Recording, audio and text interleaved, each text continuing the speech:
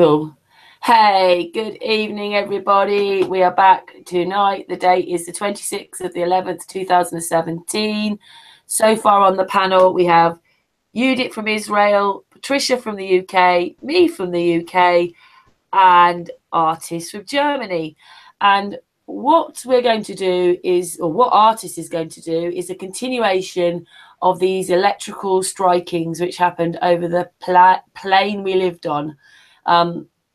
And who'd like to mention that it's a continuation of Chris Monk's work.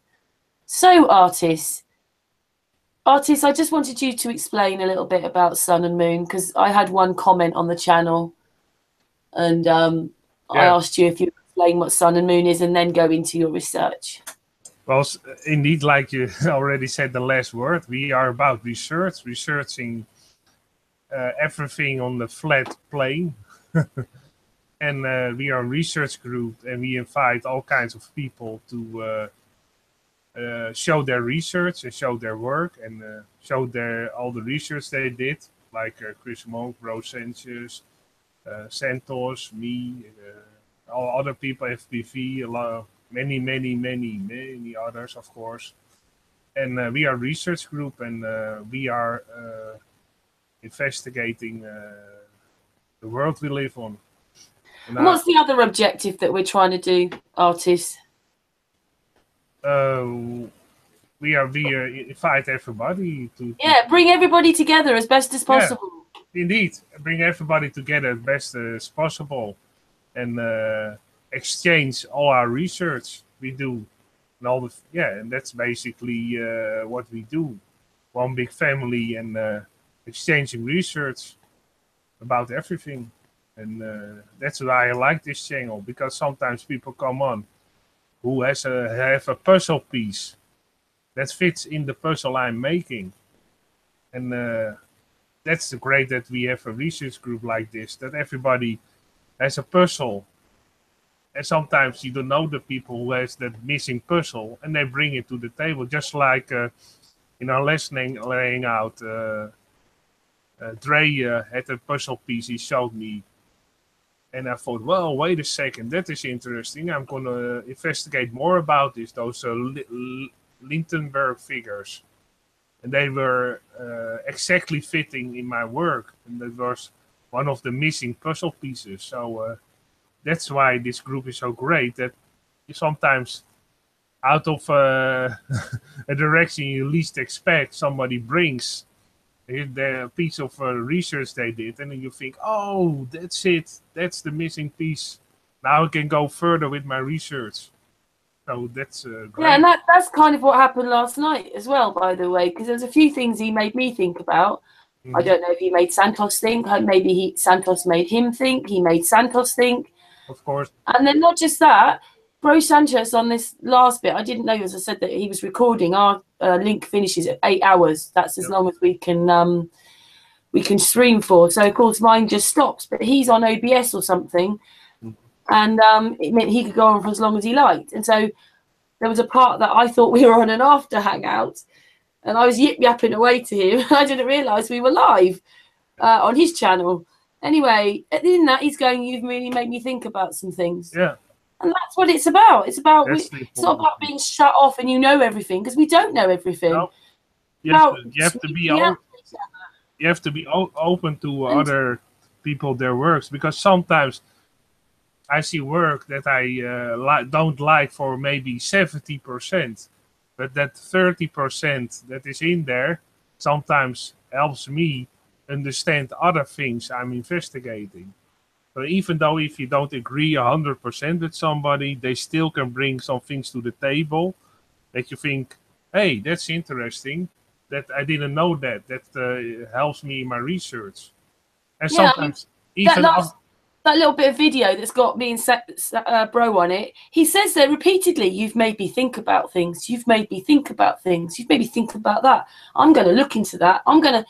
Well, that's more exciting than a wall, isn't it? Oh, I know everything, and all that anger and everything. We don't know everything. No. We're all learning still. Anyway, I just wanted to say that's a thank you, Artist. Yeah, you're absolutely right. We are a research group, and we research things. And a community, both. it's the researching and the people. Without one, there's nothing. Indeed, the people. That's the important thing, of course. Of course.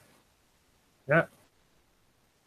And over to you. You're going to do this electrical arcing. Thanks for that, artist. I just wanted, sometimes it's better when someone else says it than me.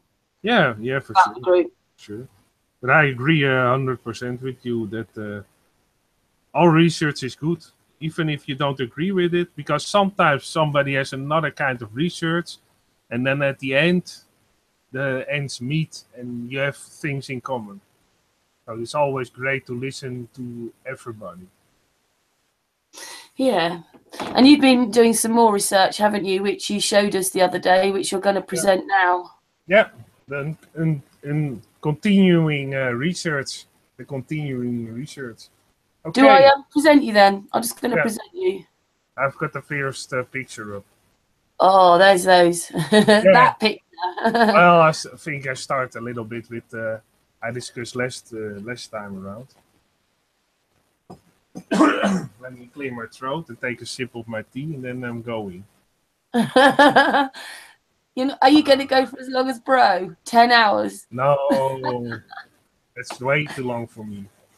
And did anybody notice he didn't go to the loo and he didn't have a drink? He did when we finished streaming on Sun and Moon. He went to the loo, but he just went for 8 hours. I was stretching it, maybe. Yeah. I don't know. Maybe he has a bottle under his decks. Who knows? I don't know. Yeah. Okay. Here's the next bit in the presentation. First, a little recap of last time. These are those spheres that Dr. C.J. Ransom did in certain kinds of sand. That you can see how the sand reacts to a discharge of electrical experiments, positive and negative discharges and everything. You can see that outer rim, sometimes the middle is pushed up and the rim, and you can see all kinds of shapes happening, but most of the time you can see the rim very clear. Those electrical discharges here, some couple in a row, so it's not always one, it's sometimes there are a couple like here. And if you look at another one who did those same kind of research with sands and metal, powdered metal, and powder metals fused with the sands, and then a discharge in it, and you can see positive and negative discharges. And you can see that happening, the same pattern. It goes out almost like a snow crystal a bit. Here's another one. You can see all those lines going out and towards each other. You can see clearly the discharges.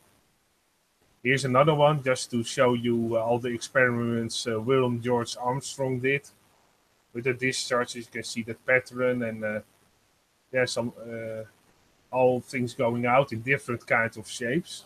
So you can see all the shapes that are happening when you have discharges. This already looks a little bit like a plant almost. Or on the surface. Here you have found another one I didn't show last time. You can see those discharges just in like with that other guy. Only some more points and a nice round discharge. This one is also interesting from George Armstrong. You can see this nice discharge to somebody in the chest last time. And it looks a bit like a human eye. So I thought, well, let's see Artist, these pictures are quite old, aren't they, the ones that you're showing us? Yeah, this is from the 1800s. So that's very old. And after that, there weren't a lot of people who did that experiments again. So basically, there are two guys, as far as I know, who did those experiments. And I'm glad you can find them in old archives. It's sometimes a little bit hard to find, but you can find them if you have if you type in electrical discharges. For sure, you will find these. And this again, like somebody said in the chat, looks a little bit like a human eye. And I thought, well, let's see how a human eye looks. Well, you can see looks the same. Also, that black hole in the middle. And you can see all those lines going out, electric lines. So that was very interesting. That looks a lot like an electrical discharge. And I found out what Dre was mentioning was the Lichtenberg figures, and I thought, well, let's check into that. Basically, it's a microwave transformer. There's an old microwave, and you hook those up, those electrical clips. You discharge them in a piece of wood. First, you have to make the wood a little bit wet, so the discharge is going a little bit more smooth. And then this is the first stage. I took some screenshots of a video. And this is how the discharge goes further. You can see a tree-type shape. It almost looks like a tree or a bush a bit. Very organic. And then it goes further. And at the end it meets towards it. So the discharges are looking for the other charge to click onto each other. You can see a tree type of shape. That was very interesting. And I thought, well, those three type of shapes you also see on the Earth. This is another Lichtenberg figure, so you can see that the shapes sometimes differ a bit. If you compare that to Google Maps, you go on Google Maps, you compare it to that, you can see he also discharge very clear. Very darker than the rest of the surroundings. This one is far darker. And you can see the discharge going over here, like a tree type of shape of a tree. And here's another one going down. And they look exactly like those this Lichtenberg figures. So I thought that was interesting, that those discharges look exactly like those Lichtenberg figures often. And you can see this is basically that mountain, this dark mountain in the right corner. If you look close to it, you can see that it's all crumbled down by a strong force. This was probably once a solid mountain. And that was basically pushed out of the earth, because I think everything was pushed out of the earth. And sometimes the surface is also lowered. So you have two ways. Sometimes it's pushed up and the surface is lowered, or only it was pushed up, or only the surface is lowered. But I've showed that in the other pictures. You can see this is pushed out and it's crumbled down. It's not that solid anymore. It became rubble. And here's some other figures. Here, this is in Sirat in Egypt, near Chad, Sudan, in Egypt. Hey, artist, the one thing you've noticed by all these arkings, the trees are growing, yeah? Yeah, that's another thing that I will show in a bit. Indeed, near those arkings, often, no worries, Karen. Often near those discharges, the trees grow better. You can also see these are basically also plant life in those arkings. And I have one that I can zoom in here. You can see also these discharges very clear.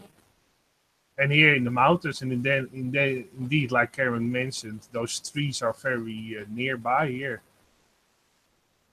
In those arkings, the discharges in the mountains even, it's most time the most fertilized ground in the area. And what's also interesting, sometimes you have those strikes, positive and negative strikes, and you don't see nothing on the surface. Well, often it's underground. Like this jewel cave, it's a national monument, and it's also near those discharges near the petrified forest, because you don't, in the petrified forest, you sometimes don't see those tree-type shapes, those electrical discharges, but they are underground.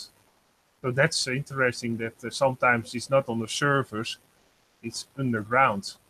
And this one is just found one in Africa, in Botswana. Well, this looks a lot like a tree. So there are trees on the flat surface, only they're not vertically, they are horizontal.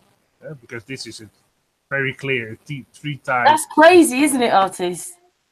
Yeah. It's very, you can find this very easily. If you zoom in on a part of Africa that is South Africa, you can find this shape very easily. In Botswana, Africa, it's even on a high altitude, you can see this very clear. And this is also a discharge that I found in Australia. So I thought, let's see also other countries, and you can see this is the discharge. You zoom in, very clear, that rounded shape just like those tests they did with powdered sands and powdered metals. Did you get the discharge? This is exactly the same shape. And you can see what happens around it. If you take a look, you can clearly see that those discharges here, what? All the mountains are pushed aside. Very clear, like a ripple effect almost. There's a very strong force that went straight through this surface and pushed up mountains and pushed down surfaces. And here over here you can even see those tree type figures, because there isn't even water in this area. But still you can see all those lightning strikes. They just like lightning in the sky. That is also electric. Also looks like that, and it also looks like trees. So it's all electric, magnetic discharges. And then you get all these kinds of shapes, those craters and those pushed up surfaces. And this is a close-up of that. This mount, near Mount Connor. This is the Boos Bluff crater. So, interesting name. And this is basically near that, close by. And this is the Mount Connor. And this is pushed up. So this is pushed down into the surface, the Earth. And this is pushed up from the surface from the Earth. And again, see, like in those experiments in the beginning, you have a rim around it. Here you have a rim that is pushed up a bit. Then the rest is lowered a bit. You can see that. And then this is pushed up again. So you have an outer rim that is pushed up. Inside it's pushed down a bit. And in the middle it's pushed up again. So often this kind of shape you can see with those electrical discharges. This is from the side. No, you can clearly see it. Yeah, to me it looks like it was pushed up, very clear. And again, like Karen mentioned, a lot of trees in this area and surrounding.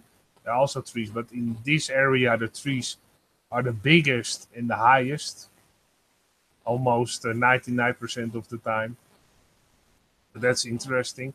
This basically distance is 184 kilometers from Mount Connor to the Boos Bluff crater. You can see the electrical discharge happening. Here it's very dark, and here there are waters again with salty waters. That's also often the case that you have salty lakes near them, because the salt is attracted to that area, and also iron and minerals are attracted to the area. Often those mountains are rich of iron or minerals. And just like I showed, near that area, very close by, is this Nicholson's gold mine. So you can see even gold is attracted to that area. Artists, when those arkings happened, yeah, it's what Chris Monk reckoned as well as you, that this would have all taken just minutes to do. Yep. This whole thing would happen just. Yep. Because indeed, yeah, it takes minutes, because sometimes you see it's frozen in time. You can see it happening also with those balls lying around, because a lot of the times near these strike zones and in these electrical discharges, you see spherical balls lying around. And this is another crater. Again, you can see the outer rim is pushed up again. And near that is the other surface is pushed up. And this is pushed down, basically pushed down. You get a ring around it. And again, trees. Yeah. All the trees. Artists, just to let you know, Chris Monk's in the chat room. Okay, cool. Hey, Chris. Hello, Chris. Thanks for being here. Hello, Chris. Hello, Chris. Yeah, if you want to come on, please do. Yes, Chris, if you wanted to come on. You can come on. If you don't, it's all right with me. Okay. We love you, Chris. Oh, yeah, sure we do. We love everybody who does great research. Oh, he's a friend as well, isn't he? Oh, yeah, for sure. He's very nice to me all the time. And then he was also very nicely posting in the last comment that he thought I did a great job in explaining it. So that is always nice to hear that from somebody like him. And come with the guitar.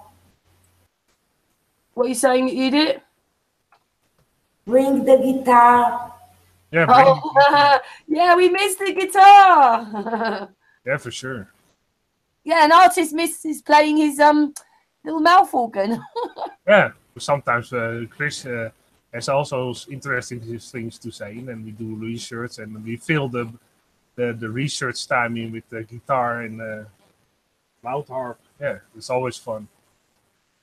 But let's go on a little bit. This is another crater. This is, again, you can see one is a crater, one is pushed up again from the ground. Very, very clear. And it's iron rich or metal rich. And near that site, dus near this site, where those mountains are, these are the Ngumbam cliffs, near the Wolf Creek crater. So this is the Wolf Creek crater. And these are the Ngumbam cliffs. And this is all in Australia. And near that, again, you have those stone spherical balls, like I mentioned before, around. Sometimes they are still attached to each other. Sometimes they are loose. And you have another picture. You can see all, not one, well, tens, a lot of them lying around, those spherical balls. And it's often the case with those electrical discharges. You have these spherical balls that are formed, and sometimes they appear to be shot out of the ground and then landed back on the ground again. And here is the same thing happening. Again, those flattened mountains, they were pushed out of the ground. Some people say those are those trees, but I don't think so, because you don't have the rest lying around. It's much more much more likely that it is pushed out of the ground. But again, you see this on an other from a plane. This field of pushed out of the ground mountains. But near that, you have those trees lying. Well, what I think that there was once a forest, maybe high trees, maybe trees of 20 meters high, 40 meters high, like that height, not higher, I think, in my opinion. But those trees were petrified, and maybe also turned into minerals almost by the strike. So the strike was happening so fast that they turned the trees into minerals, and they petrified the trees. It was caused by the strike. That's my opinion. What happened, and it's more logic, because here you have those flattened mountains in the distance. This is that area I showed in Arizona, and you can clearly see all those trees that are in that strike zone region, all turned into stone. So I think that what happened, that there were, well, big trees around, but not that big that some people think they were, just maybe 20 or 40 meters, and that's, I don't want to go farther than that high. And they were struck by this electrical strike and discharge, and the trees went to became petrified. Here you can see this surface also almost like sand, petrified. It became solid. The ground became solid as a rock because of those strikes. You can see the shapes, very strange shapes you get, and it's also pushed out of the ground. You see in this rim, it is also pushed out of the ground, like the surface was almost like it was cooking, like you're cooking a pancake. Sometimes it bubbles also, and you get the surface like this. So the surface was boiling and was pushed out of the ground a bit. And you get this kind of surface, and you can see those flattened mountains in the back that basically was part of the huge strike that went down in this area. Again, you can see here, this is the Barrington crater, very big crater, and this is a hill that, it's also interesting, this hill fits almost exactly into this crater.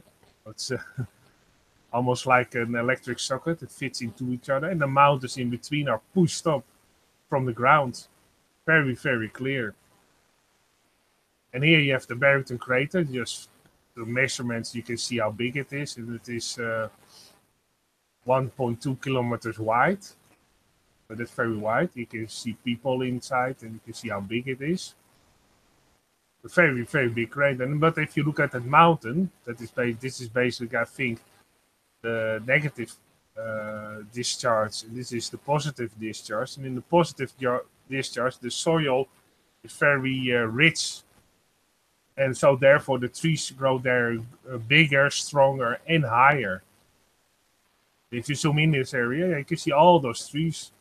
This is basically this area zoomed in, and the surrounding areas don't have a lot of trees. Only this soil is very fertilized by the strike, and that makes the tree grows bigger and stronger. So that's very interesting. That is often the case with those strikes, that the soil is enriched and the trees grow better. Thanks for noticing it, artist. Also here you have also a hole, and this is also what you noticed, isn't it? You suddenly noticed that around all these sort of root arcing part, all the trees were growing, and you realised they weren't growing up. It was growing they are growing up, but if from the air they look vertical, isn't it? Yeah. Well, those strikes appear to be those are horizontal in those areas, and this area is the trees grow better near those strikes. And here you have in Easter Islands, those strikes here, you have basically three strikes in a row. Maybe they're more underwater, because sometimes underwater there are also interesting things, but yeah, it's unfortunate that you can't look underwater in Google. But you can see this one was the third one, is basically swallowed by the sea. You have three mountains that are pushed clearly out of the ground, because this is not a normal mountain range that the plates go against each other and were pushed up a bit. These are pushed out of the ground by an electrical discharge. And here again you have a mountain with trees on it. Here on this side you can see not very big trees, but again the most of the trees are in this area again. Here you have a whole patch of trees, here. There's also a hole with trees in it. So trees are attracted to that area. Also minerals and iron-rich things are attracted to this area. You can see a big hole and a big mountain. This mountain again fits almost exactly into this hole. That's often the case. This is a close-up of the hole. You can see this pushed into the ground. You have a lake and a lot of trees surrounding it. You can see that here a little bit better. And also smaller bushes here, very small bushes. This is mostly the area that is enriched with fertilized ground. And then again, it looks like those experiments, just to show you that this looks a lot like those powdered sands. Those experiments, the same shape occurs. And what is inside those craters is also interesting. Those statues on Easter Island, because this is still Easter Island, look in toward this crater. So this is interesting. You can see those statues looking in toward the crater. Most of the time people only think, well, they're only on the coastline looking at the sea. No, there are also those statues looking in toward this crater. So it must be important. Otherwise you don't build a whole lot of structures that look in toward the crater. Because it's secret ground, probably. And they knew that it was important. Here you can see again those a little bit close by those mountains on Easter Island that were pushed out of the ground. And you can again see most of the trees are in that area again. Here you can see it from the ground. This was only one picture I could find of these three mountains that were pushed out of the ground. And you can clearly see it's pushed out of the ground. Like you have a piece of clay and you put your thumb under it and push, get the same type of shape. And this is in Castle Rock in New Zealand. You can see a big strike happened and basically turned the mountains into rubble. A very big strike. You can see those mountains again are pushed out of the ground. Very clear. On an angle, it's a little bit on an angle, sideways. But here you can see it's pushed out of the ground in the distance. Yeah, pushed out, very clear. The weathering is very big on those stones. Maybe those holes were caused by weathering. Maybe it was because of the strike. I don't know for sure. I have to do a little more research about it. You can see the size of those rocks. Those are very big. Here's a bicyclist who's bicycling through those mountains. And you can see the strike in all kinds of directions of that mountain. very strong force, because you can see all those rubble lying around, all those stones lying all over the place. They were shot out of the mountains, yeah, all around, in those holes. What is also interesting on this side, you can see those holes again in the stone. Very strong force made those holes. Maybe this is where those balls were extracted and were shot into the ground, or in the air and then later onto the ground. It's also spherical shapes, or spherical balls, or spherical shapes in the stone.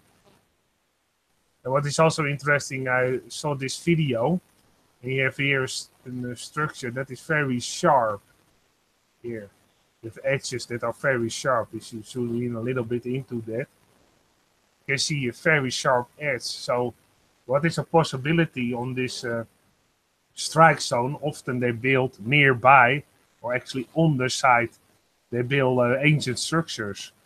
Or there was already an ancient structure because of the electrical harmony in that area. Yeah, but they obviously knew, didn't they, then, that there was a lot more, like if the trees were growing there and the rich soil, they knew, didn't they? Yeah, of course they knew. They were very smart, because they build monolithic structures that are so advanced. It's even hard nowadays to build those structures. And you can see, what is interesting, you can see those mountains pushed out of the ground. But where is that hole, that sinkhole basically, that negative charge? Well, it's underground. It's a hole underground. So sometimes the discharge is not vertically, it's horizontal. So you have a horizontal discharge. That's why you can clearly see here also in this picture. I'll go back a little bit. The discharge is horizontal here. And under the ground, under this big mountain, you can see that the discharge is under the ground. It's basically under there. So that's very interesting, that the discharge was under the ground. Sorry. And if you go further, you have the distance, also, for instance, Devil's Tower. And you have the place called Sundance in Wyoming. And you can see this is a crater that was pushed into the ground. I will show it closer by, but basically this is Devil's Tower in Wyoming. Well, it's a little bit another state, but this is in Wyoming, Sundance, Wyoming. So you know where the location is. The distance between those mountain and this crater is almost 38 kilometers. And the discharge is also, you can see that on the surface, yeah, a little bit over here, but probably the discharge is under the ground. You have caves under the ground in this area where the discharge happens. This is Devil's Tower. Well, for me, it's very clear it was pushed out of the ground. You see the size. I always like to show the size with a figure on it, so you can see the scale of this mountain. It is very huge, very straight corners in an hexagonal shape. You can see that from the ground, those shapes. It's like, it's artist, it's like sequoia tree. Yeah. Yeah. Yeah. Interesting. Yeah, it looks a lot like organic plant life indeed. Yeah. And if you look very close to the surface, a guy was very thankful that he made a picture close up. You can clearly see that there are minerals in Devil's Tower, all kinds of minerals, and they are attracted to the site often. And then you can see all kinds of minerals, or sometimes it's iron rich or metal rich. And you have also the coastline of Northern Ireland. You can see that it was pushed out of the ground. And then you look, if you compare it to the shape of a honeycomb, you can see also they use the same shape. So there's something with this shape that is very natural to occur. That's why I showed this beehive. That you can see that is a very natural shape. Also, insects make. This is Devil Tower pushed out of the ground, very clear to me. And this is that other strike that is nearby Devil's Tower in Sundance, near Sundance, Wyoming. And you can see the star shape into the ground. It also looks very like this experiment of a discharge in powders, metal powders and sands. You get the same type of shape. So that's very interesting. And this is another one. This is Dupont du Tape in Colombia. You can see this is also from this is very clear pushed up. You have an observation deck with a thrift store and everything, and you can buy probably pictures of this mountain. And you have Artist, it's a very interesting question in the chat room right now that Trouble's asked. Okay. She put, push those mountains out of the ground. Does it change the nature of the rocks raised, or is it just raising certain types of rock? It raises the rock that is in that area, but it attracts metal from the surrounding area. So with the discharge, the mountain is pushed out of the ground, but it's not only that rock that is underneath that is pushed out, or the surface that is pushed out. It's also it attracts minerals and metals from the surrounding area. It is like a magnet.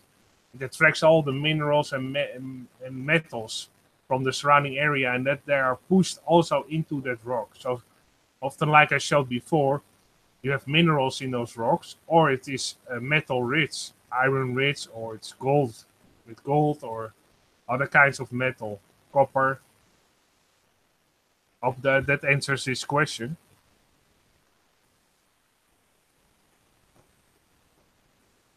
Trouble's a girl. She's an Australian lady, but yeah. Okay. Thanks, Artist. So it doesn't change the rocks themselves then? Change them in that kind of way, that they are more metal and metal rich, or they are rich with the gemstones. Chris has added in the chat, when the rock is created instantly by the electricity as it fuses sand together into rock formations. Yeah. Yeah, that's a great explanation of it, yeah. Thanks, Chris. It fuses sands into rock, and also it attracts metal-rich things in the ground. It's attracted into that. And on this mountain, sometimes plant life is very different from the surroundings. This is basically the Pychiama heteropolia plant, but I won't pronounce it again.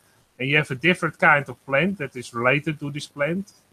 It looks very much alike, only I think it's more reddish of a color. And it is a little bit different, but it's related to this plant. And that plant only grows on this surface of this mountain. So often there's also specific plants that grow on those mountains and not in the surrounding area.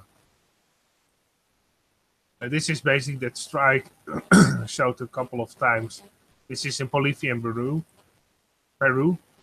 And here you have that strike, and it goes all the way down, basically push down aside those mountains. Here you can just strike very clear, push like you push with your thumb in the sand. You get that same shape. And this goes all the way here. You can see the surface is boiling. Again, a very big salt lake. Like there's often near that area a very big salt lake. Here, this is the end of the strike, and this is 18 miles from point to point, so you can see the distance. You get a bit of, you see how big of a scale this is. And the strike goes all the way up, and in this lake, artists, and they're not showing any curve, are they? No, very flat. Yeah, all flat. I think it also on a flat surface, those strikes are far more easier. If you have a rounded surface, that strike wouldn't appear to be the same shape, I think, in the same kind of fashion. So I have to do a little bit more research on it, but I think those strikes only can occur on a very level plane, in my opinion. And even in Africa, you have those strikes, and here, if you look closer on these mountains, you have here the darker mountain. You zoom into this. Sometimes you can't zoom into a mountain because the image is not very sharp, but sometimes you can in this way, and you can see again they are extracting material from the mountain that is iron rich, probably. It's a kind of metal they are extracting, so that's often in the mountain. And this is again the hole, the crater, and it looks like it's a centrifugal force. So the force that was turning around, the spin and everything outside. Again, you have here, if you look very close, those three type of shapes. So it's all electric. See, there's no water over here, but still you can see all those trees type of shapes going outwards. So that also proves very clear those three type of shapes that look a lot like those Lindenberg figures I showed before. Very, very clear. So that's also very interesting. And you have those holes here. You have basically a very big hole. And again, the middle part is pushed up. So again, the same type of fashion. Here you have two smaller ones nearby and then a bigger one over here. Again, you have the outer rim is pushed up, then it was pushed down, and the inner circle is pushed up again. And here you have that in South America, and near Antarctica, you have a big strike zone all the way going here. It was pushed very clearly, and this was the end. And in this area, you have all kinds of different kind of surfaces on the Earth that look very strange, like this one, all those balls. Again, exactly like those experiments I showed before from William George Armstrong and Dr. C.J. Ransom. Exactly like those experiments. It's very, very interesting. Here's another one. You can see all those craters and mountains here. This pushed down, this is pushed up, this was pushed up, this was pushed down. It's almost like you were looking at the moon. Maybe sometimes they will make a landing on Mars here. Look, it's Mars. And they will fake it, like they often do. Here, and those are here, you can see this one is pushed down. Again, you have a salt lake here. The surface is pushed down and it's boiling the surface. And here the surface is pushed up. So it's pushed down and up. Here you have another strike zone that looks very similar in that one in South America and in Antarctica, but this is maybe the northern part of South America. This is Mexico. That's the Caribbean Sea area. Whammo! We went straight. You can see this line going up. Okay, and also here on the surface, those mountains are pushed here up, pushed aside. Everything very, very clear to me. And you have those sinkholes in this area. The ground is not that stable anymore. The sinkholes. Yeah, if you have a bigger sinkhole, this is a house. I wouldn't like to live here because it appears to be very dangerous. This sinkhole, and maybe the ground sunken down because of the electric strike. The surface is still not that stable in certain parts of the world. And again, those spherical balls, like I mentioned before, in this near this area, you see where you have this big sinkhole. You have those spherical balls, and here you have spherical balls that are still into the ground. So it's very probably it happened like those balls were shot out of the ground because of the electrical discharge and then fell back down to the earth again. Because most of the time you can only see just the surface of the balls because those were dug up from the ground. So that's very interesting that all near those strike zones, you see all those spherical balls lying around almost every time. Sometimes I can find those spherical balls, but they are around. But yeah, you don't have photographs of them. So I think maybe near to 100% of the time you have those spherical balls. Only sometimes you can't find the pictures of them. And this is just another example. This is in Kazakhstan. You see an electrical discharge going to the mountain. Basically, it's squashing the mountains flat. And near that area again, you can see those Lindenberg figures above. You zoom in a little bit here. You have all those three type of shapes. Again, here, very big ones, all near that area. And basically, these are pushed out of the ground, but it's also like some electric charge went over it. So it was pushed up and then it was smeared out. And in the middle part, near this middle part, surrounded are again spherical balls. And if not one, thousands lying around. Very, very, very interesting. And then again, like you mentioned last time, it appears that they were spun around because you have those lines. When you have a potter's wheel and you spin some clay on a potter's wheel very fast, you also get those lines. If you have handmade pottery, you have to look. If you look inside, you can see all the same kind of lines in pottery. And this basically is still fused together because the strike happened so quickly. This ball couldn't be separated from each other.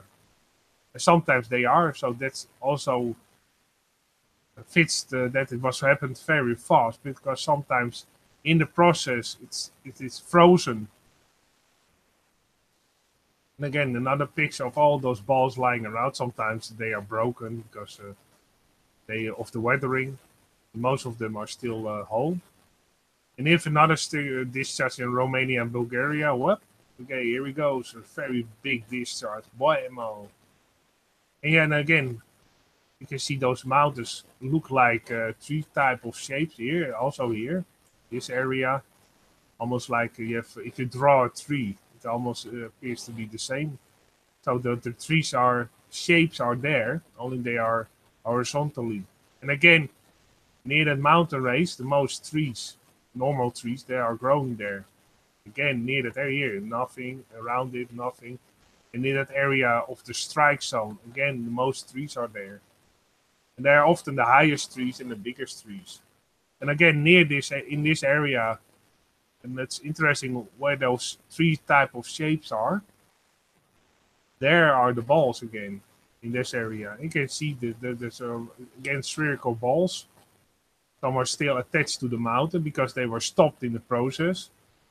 Probably if the process of that electrical discharge happened a little bit longer, just a couple of seconds, those round shapes will probably came loose from the surface. But in this fashion, they are still attached to the surface. This one is loose. Artist, can I ask you something? You know, you said that those trees, you know, when you showed us the petrified forest, and they're like crystals, and you reckon that when the arcing happened, it changed those trees. Yeah. Do you think the same happened with these balls and things? They've been petrified due to the arcing, but they were something else that's been petrified, mud or something, because someone's put mud fossils. Yeah, it could be mud fossils or other kind of fossils. Yeah, that were petrified. Yeah, or even giant mushrooms. Arcing. Because they appear to have a bit of a mushroom shape. Yeah. So who knows? Maybe they are petrified mushrooms, big mushrooms, or other things that mud or sand that fused and make those shapes. Because often they are round shapes. So there are a lot of possibilities. Yeah. But it's all petrified, or it was pushed towards the surface, and it was coming out of the surface. Because again, you can see the weathering on the stone surrounding these structures is much more. Sometimes if the weathering goes on a couple of years, probably they will come loose because this under these round-shaped petrified or maybe fused sands is not that hard as those round shapes on top. So if the weathering goes on a little bit, those become loose and become loose globes or spherical shapes. Yeah, very spherical shapes. They are still attached. They are pushed out of the ground. Maybe they are petrified plant life. Who knows? Here you have another one that is still bubbly. This process is still stopped in a certain type of stage. So you have this stage And the next stage is that all those balls become bigger and become loose. This is pushed again out of the surface. But the process was stopped in this moment. And you see this ball is still trying to get out. If the process lasted a couple of maybe seconds longer, this ball would pop out. And this was shot out to the sky in all directions. And this is a great example of actually when the process was stopped at a certain time. Here's another spherical ball that went up and came down. And it had a centrifugal force going around. Probably very warm or almost very hot. It became very hot and intense. And it spun around and came down. And this is a meter thick. This dolmen is a dolmen construction, metallic structure. That the ball came down and went straight through the structure. And then spinning away. And then you have this is near Camps Island. You have also all these strikes, so you can see very clear. And again, all kinds of things happening, lines. Here, all those lines. I talked next time also show those lines. All the way lines. It's almost like writing paper. All the lines are going this direction. And if you, in this area again, near Camp Island in Russia, you have those spherical balls lying around.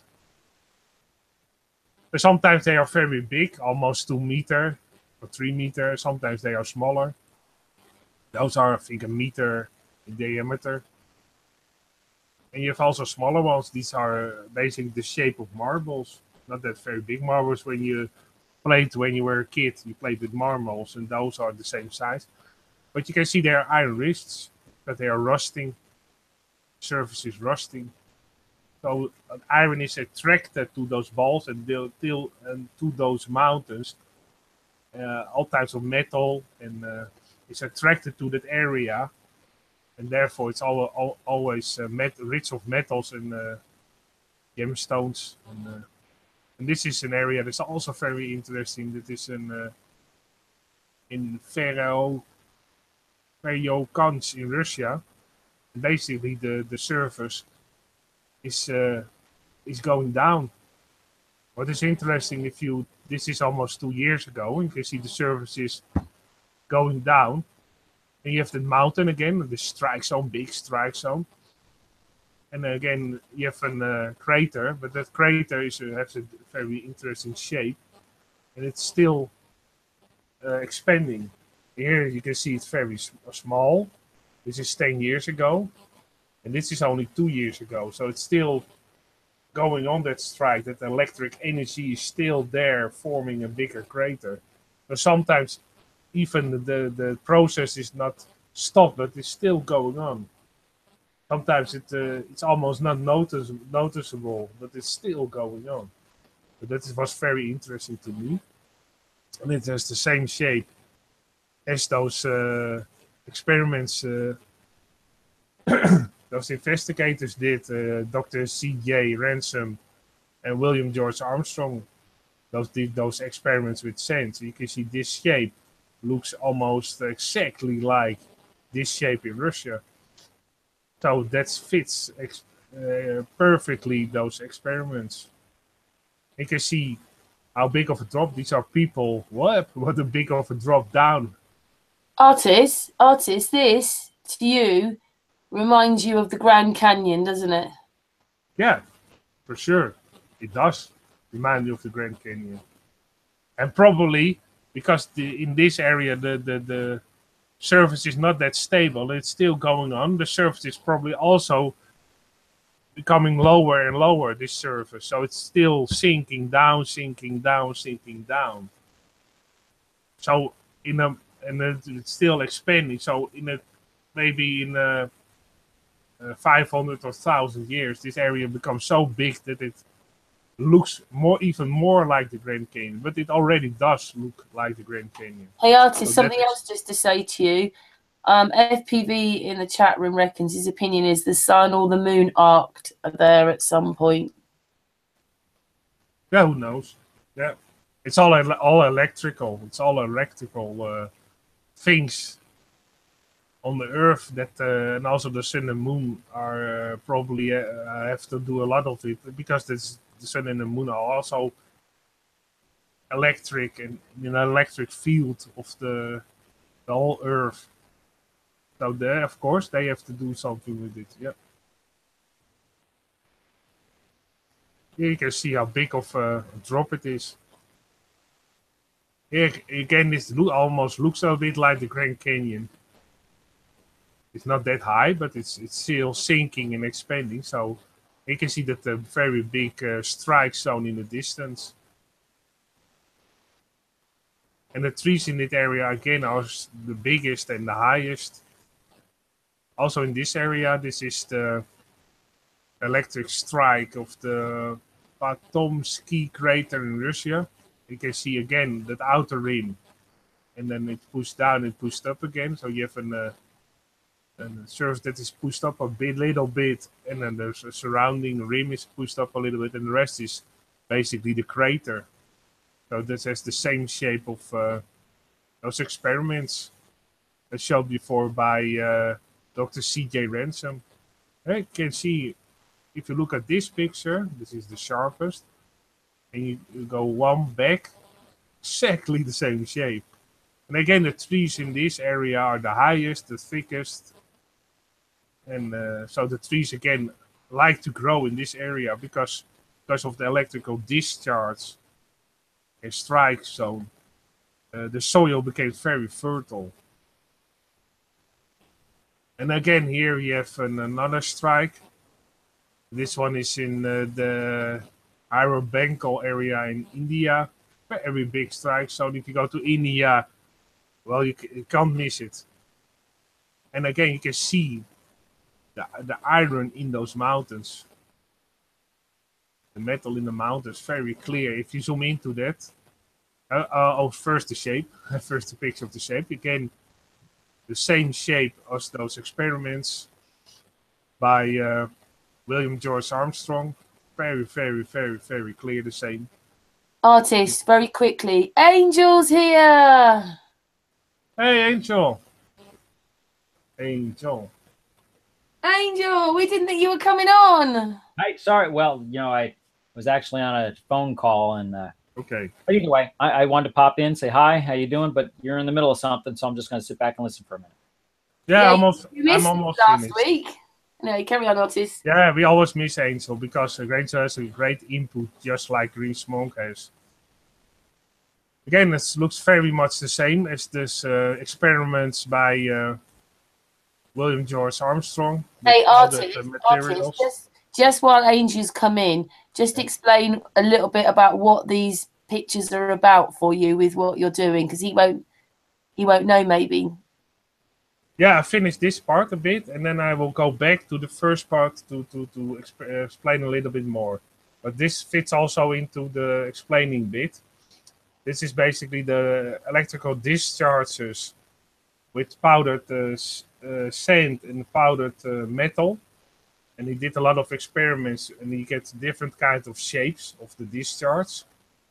And you get this shape, and if you compare that to this strike zone in the Bengal area in India, it looks very much the same. What is also interesting, it's iron rich, because if you zoom into the mountain, you can see they are extracting the iron from the mountain. And also what is interesting, near that area, you have always mountains that became rubble. So it was once solid, but because of the electrical discharge, it became mountains of rubble. But now we go back to the beginning. I can also want to show this in India. You have those Lindenberg figures. But for Angel, just a recap, I go where you can close your eyes if it's going too fast. This is the handier way to do. Well, let's rewind.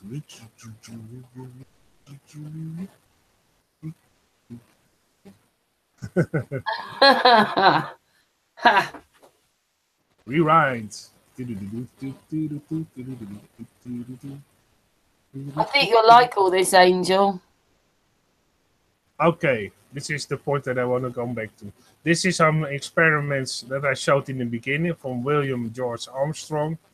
It was done in the 1800s with powdered metals and powdered sands, and then a discharge in it. Also, he fused sand with certain kinds of metal, and then he put a discharge in it, and you get these types of shape, or this type of shape, or this type of shape. And if you compare that this one to a human eye, for instance, it appears to be the same shape, very clear. And that proves that our eyes are also electrical, and all humans are basically electrical and have certain frequencies. Do you know / have you like paid attention to how our eyes actually transmit the colors to our brain? You know, our eyes are part of our brain. Yeah. Our eyes are a nerve of the brain. There are 4 sets of, I forget what they call them, like nerve sensitivity levels. And depending on the color band, was it green, red, and green, red, and blue? Yeah. That the certain frequencies stimulate them and act as like transistors to allow a chemical reaction to go. And based on the amount of electricity that flows, we say, oh, it's that intense of blue, oh, it's that intense of red, oh, it's that intense of green. And then our brain reformulates the image, but it's all electrical.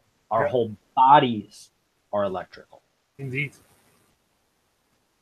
Yeah, I agree 100%. And that's why the electrical discharge looks a lot like a human eye. And this is basically, I don't know if you saw it ever before. This is Lindenberg figures you can do with a microwave transformer.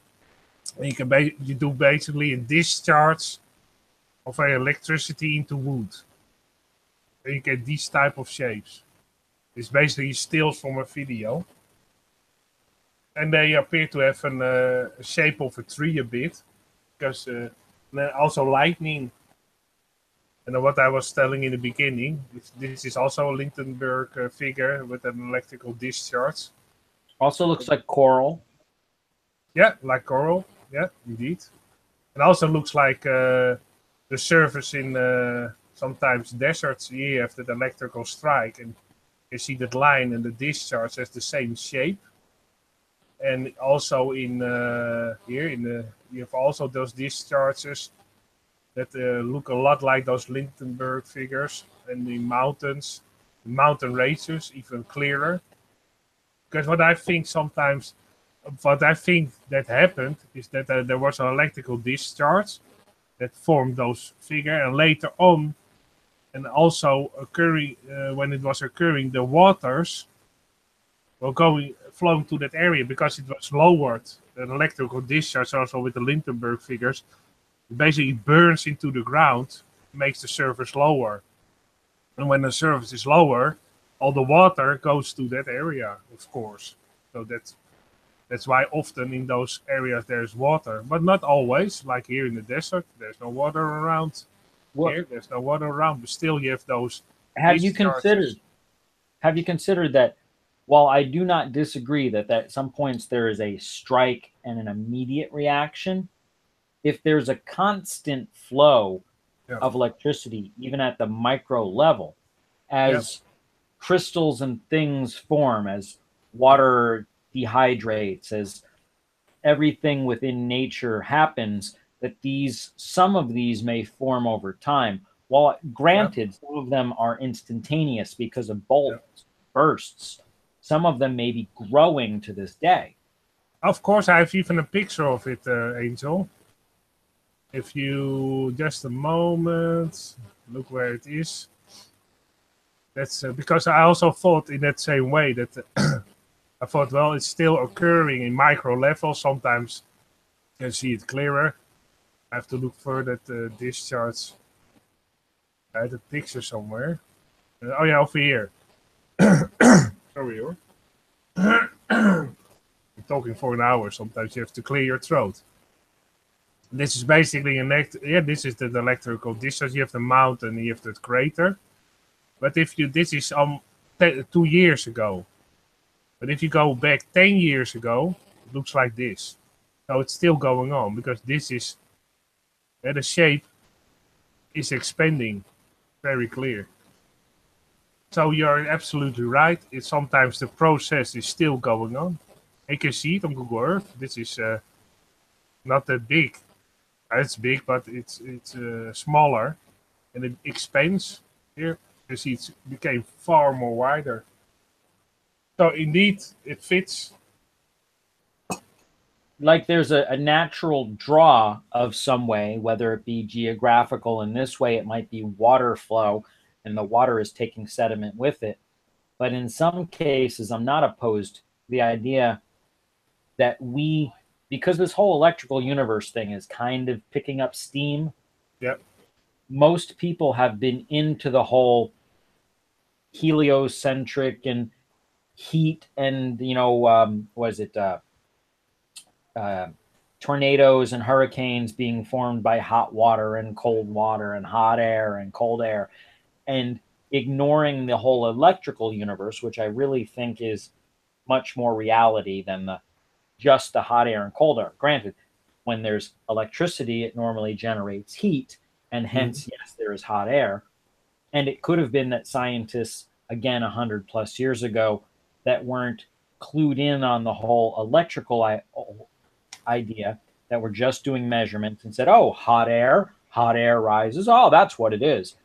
Yeah. And we're benign to the electrical side of it. Yeah. But I do still believe that there are ley lines and points of energy where certain parts of the ground, the terra firma we live on, are pulling energy in due to iron veins and other natural minerals. And there is a natural flow of electrons in direction A or direction B. And because of that, are generating some of these patterns, in addition to where you and Chris were commenting that, and really I think it's quite evident that there were bolts of immediate reactions that were like probably instantaneous, microseconds, huge foundations of Earth moving, because I think nature can display quite awesome amounts of power, in addition to showing micro amounts of power. Yeah.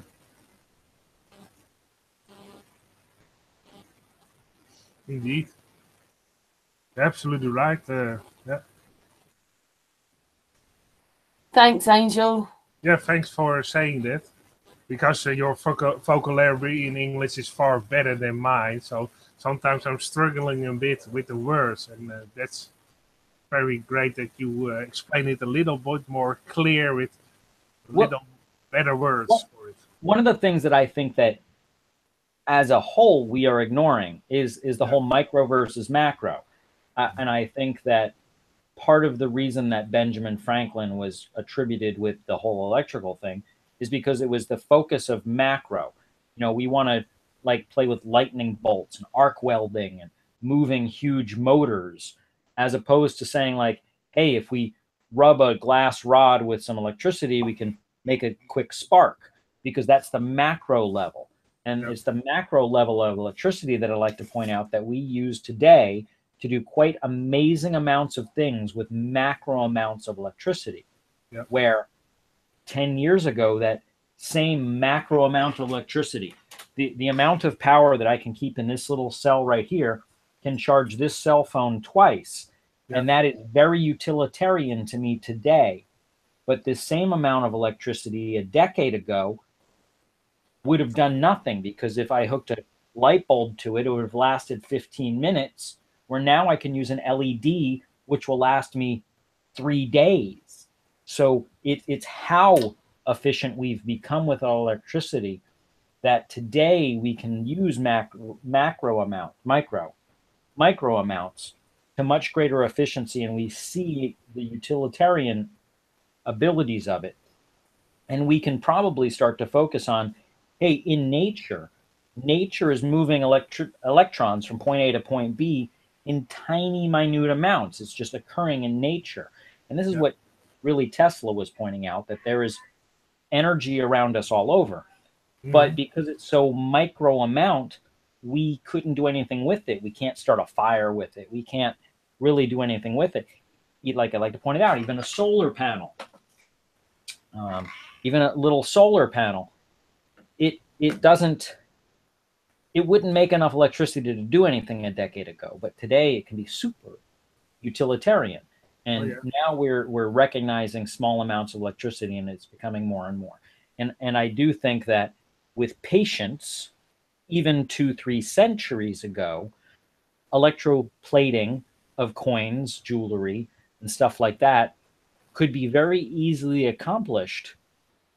But you had to be patient, and you had to be somebody that knew of electricity and knew of this knowledge that I believe Templars and Masons and things of that did have that knowledge if they got high enough in their levels.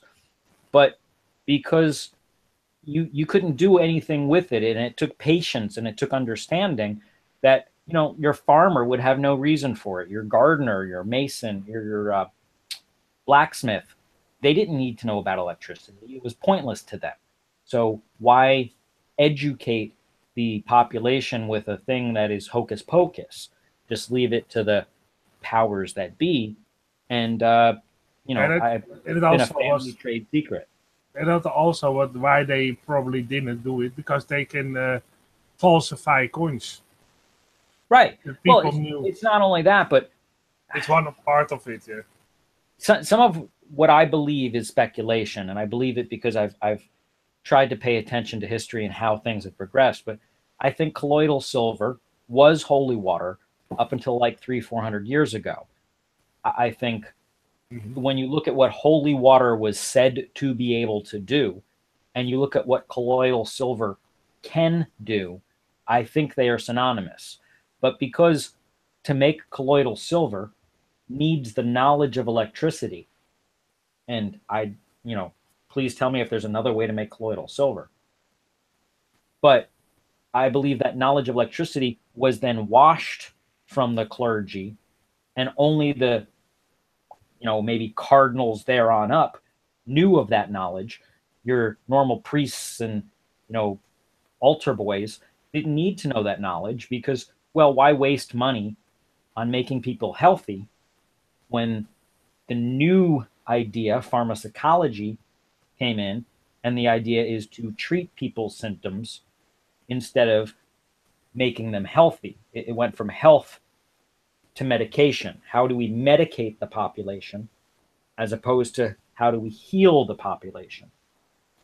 And that's my belief, and I'm sticking with it until somebody can show me otherwise. But when we look at the 532 compared to 440 compared to 432, 432, and the symmetrics and all that stuff, there's really been a focus by the powers that be to use the knowledge of health to control the population by making them not as healthy as they could be if they had the right knowledge.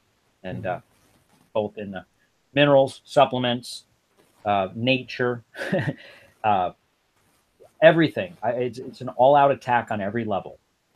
And the more that we understand our own bodies and our own world, that we realize that most of what we're indoctrinated with is incorrect, including the plane on which we live. Yeah. If everything the general population knew is false, the CIA done their job. For sure. They need. I was always when you talked about those small electric currents they use to plate certain objects. I was already thinking about those Baghdad batteries. Yeah. Yeah. That's also an example. That's evidence that the knowledge of electricity had been known at some point in the past. And just the evidence that the knowledge of electricity had been known tells you that they had a knowledge that we at one point have either lost and or never lost, but the general population wasn't privy to. Mm-hmm. Yeah, it makes sense.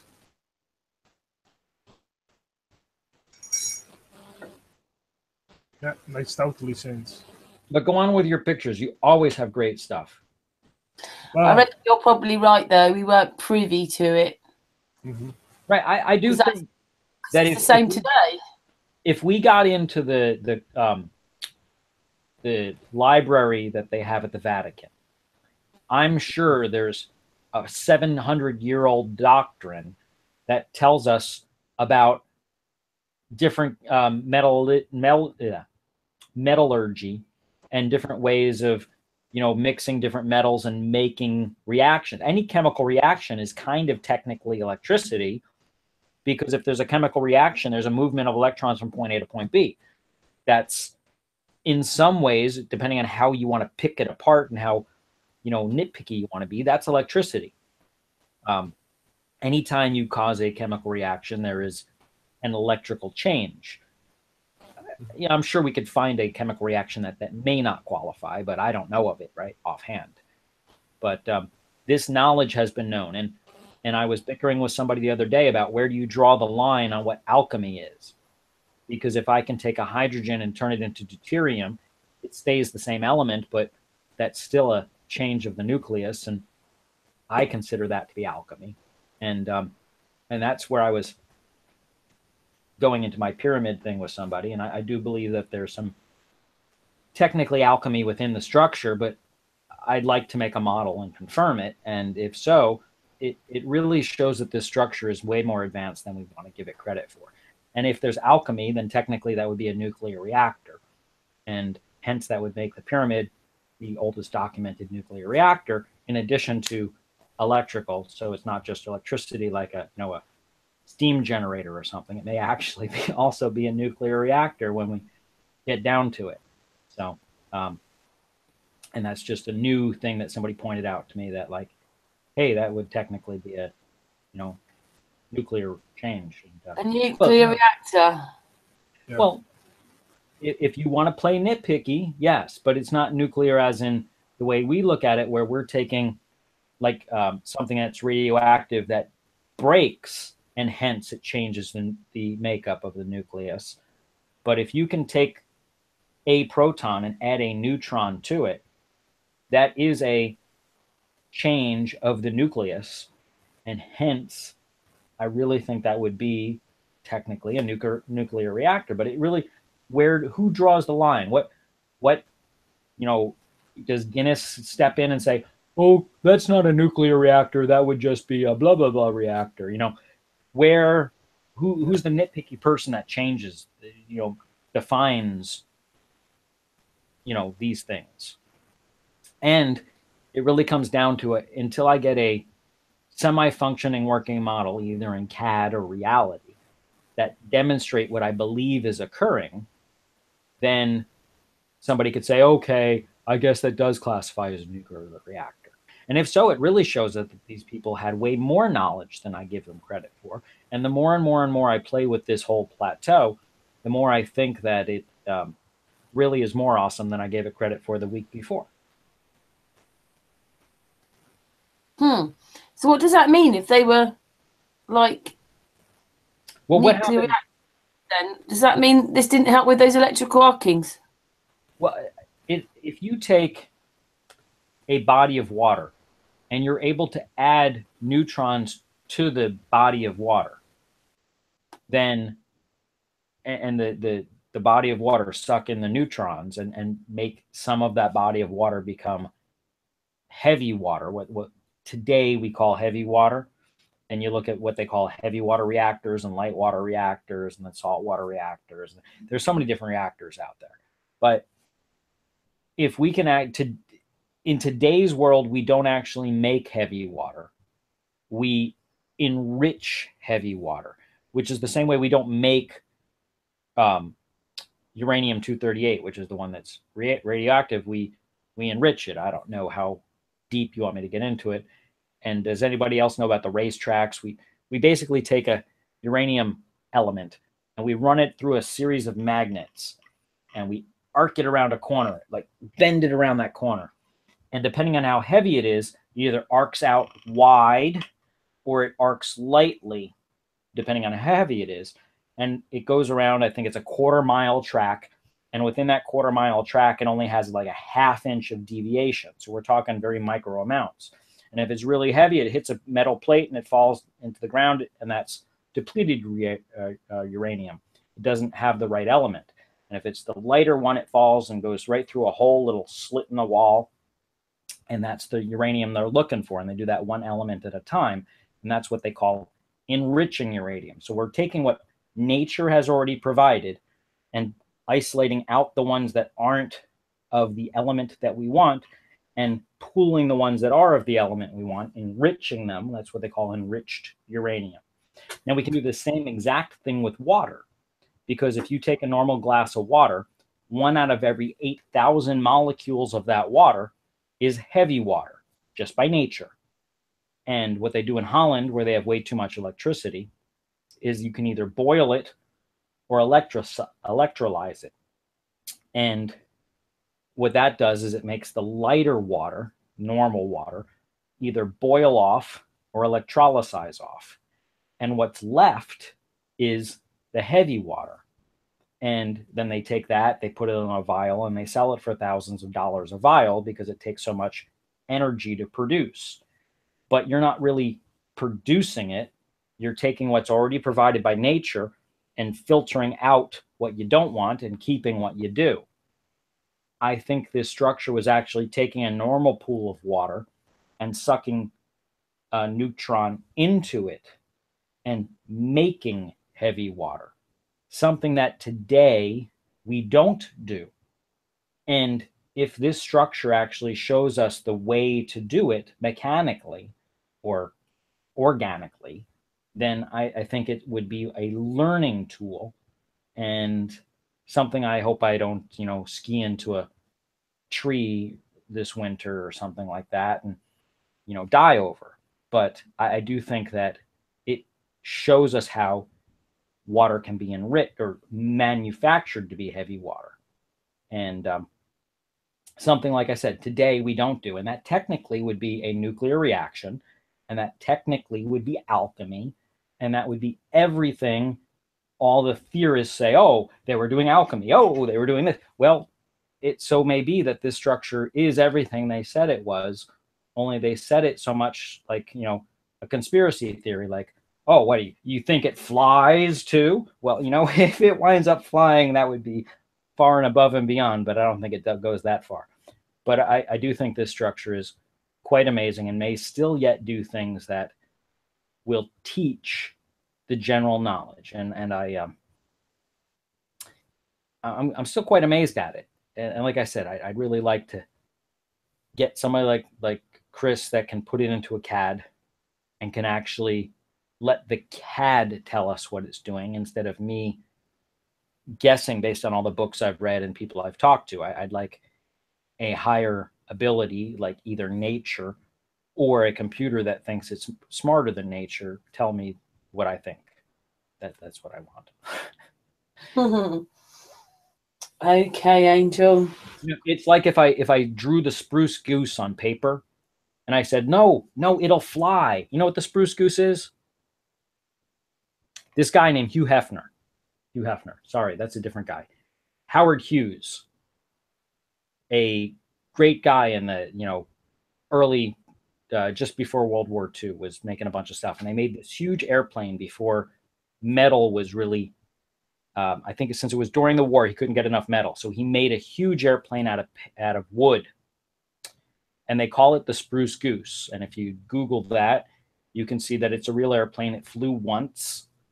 And then it was like told it couldn't fly because it was never given like the FAA's seal of approval. But he made this airplane that's bigger than Asimov, the one that the Russian guy made, 225. It's huge. I think it's like 210 foot wingspan, which is bigger than an Airbus 380, bigger than a 747. It's a huge airplane, and it's made of wood. And they told him it will not fly. It will not fly. Physicists stood around and said it will not fly, just like they told the Wright brothers it will not fly. Anyway, he flew it, and they said, and after they dropped that's it right there, huge airplane.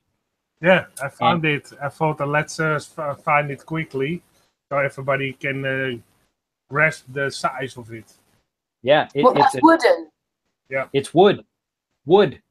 And they called it the spruce goose because people told him it would not fly. And he proved them wrong because he made it fly. But he wasn't allowed to make it fly. He was only allowed to taxi around the harbor. So since he couldn't get above like 1,000 feet or something like that, because then the FAA would have given him huge fines and stuff, he just made it hover across above the water and then landed back down in the water and said, "Ha ha, I proved you wrong." Anyway, so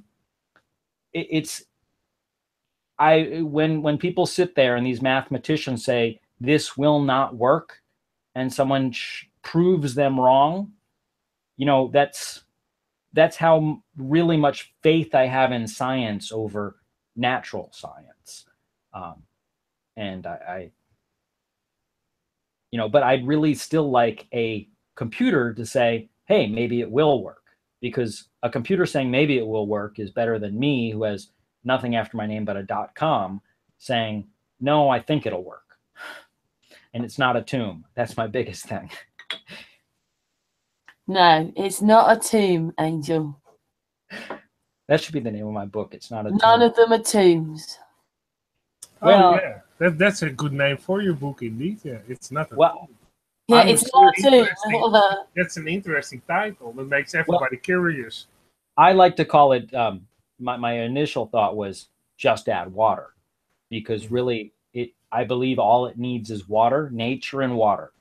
But It's Not a Tomb would also be a good book title. But not a tomb. Maybe we've helped you get the title for your book. I think if I did It's Not a Tomb, I'd like to focus on visual pictures of it so people can look at it and say, well, how is this a tomb? But Just Add Water would be more for the people who want to look at it as a functioning machine. Hey, maybe that could be it. It could be a double one. It's not a tomb. Just add water. Oh, yeah. That's even better. Yeah. Yeah. It's not a tomb, just add water. Yeah. And that's brilliant. Yeah, that both ways. Yeah. That's why these hangouts are so great. You inspire people and give them ideas. Well, my other focus, and all of them kind of going inside, is my pulling your head out of the sand, because my idea is to get people to look at it in a classroom scientific view, as opposed to looking at it in the middle of the sand in Egypt and, oh, it's a tomb. You know, pull your head out of the sand, and like get a different view of it. They're all play on words. I'm a linguistic expert. I'm a cunning linguist. Yeah. Well, that was brilliant as always. Maybe we've got the title for your book there. Artis was showing us some stuff. Do you want to go back to showing? I've derailed you. You go ahead. Oh, no, I was basically finished. When you popped on, I was basically done. So you came in exactly at the right time. That I was basically finished with my presentation. So no worries. No problem. So, had you finished showing Angel though, Artis? Well, I think he grabs. I'll rewatch it. Yeah, and I think he understands basically what I'm talking about. It's just evidence of electricity within our plane. Yeah, on a massive scale. On a massive scale, indeed. Yeah, you said that perfectly. Proof. That's what we always want to find. Proof. That's why you want to build a pyramid, to have proof. Well, unless somebody had, again, that piece of wood example you showed, an average person 100 years ago would not have had the ability to look at a picture of a piece of wood with an arc of electricity through it. Not in video, not even probably in photographs, because you got to think 100 years ago, a book was expensive. A photograph was a rarity. Only rich and famous had photographs. A Polaroid was at the 60s and 70s. Polaroids came around. That was when the average person was able to actually get their fingertips on photos. Yeah. Before that, photos, you had to have a guy with a $2,000 camera, and that's $2,000 in the old days. That'd be like a small house camera. And also the shutter time of the cameras were very long.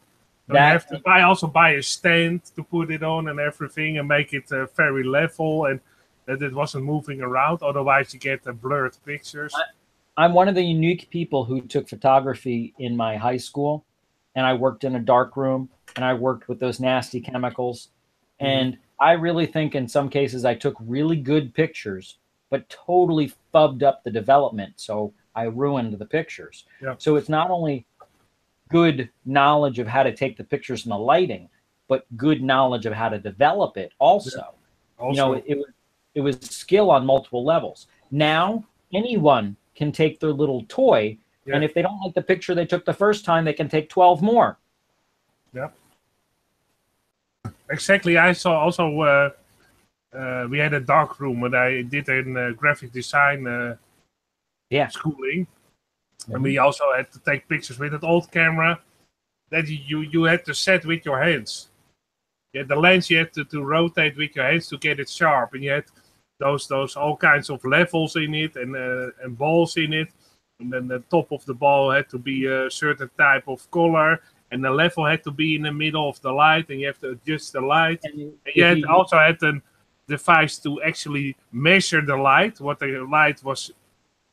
Going towards your camera to measure the light. During development, if you use too much of one chemical, or you let somebody move the curtain and you got too much light, or any light, there was you let it dry too long, you let it soak too long. There was so many hurdles you had to take. Or you didn't furnish it good at the end. So if you didn't do that, basically it turned brown very quickly because you didn't have the surface varnish on it. I know it, and that's it was very art. It was an art, and it was also a a skill.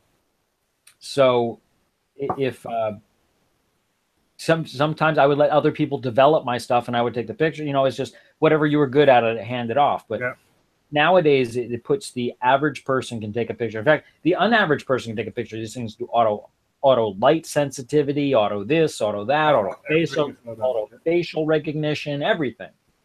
That's why I also have an old Canon camera. It's a digital camera, but an old lens on it that you can adjust yourself. So if you want to have certain things in focus and other the surrounding blurred, you can change it with your lens still. Yeah, that was great. Yeah.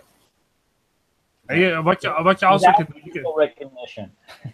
I have a bigger one with an old lens you can screw on still.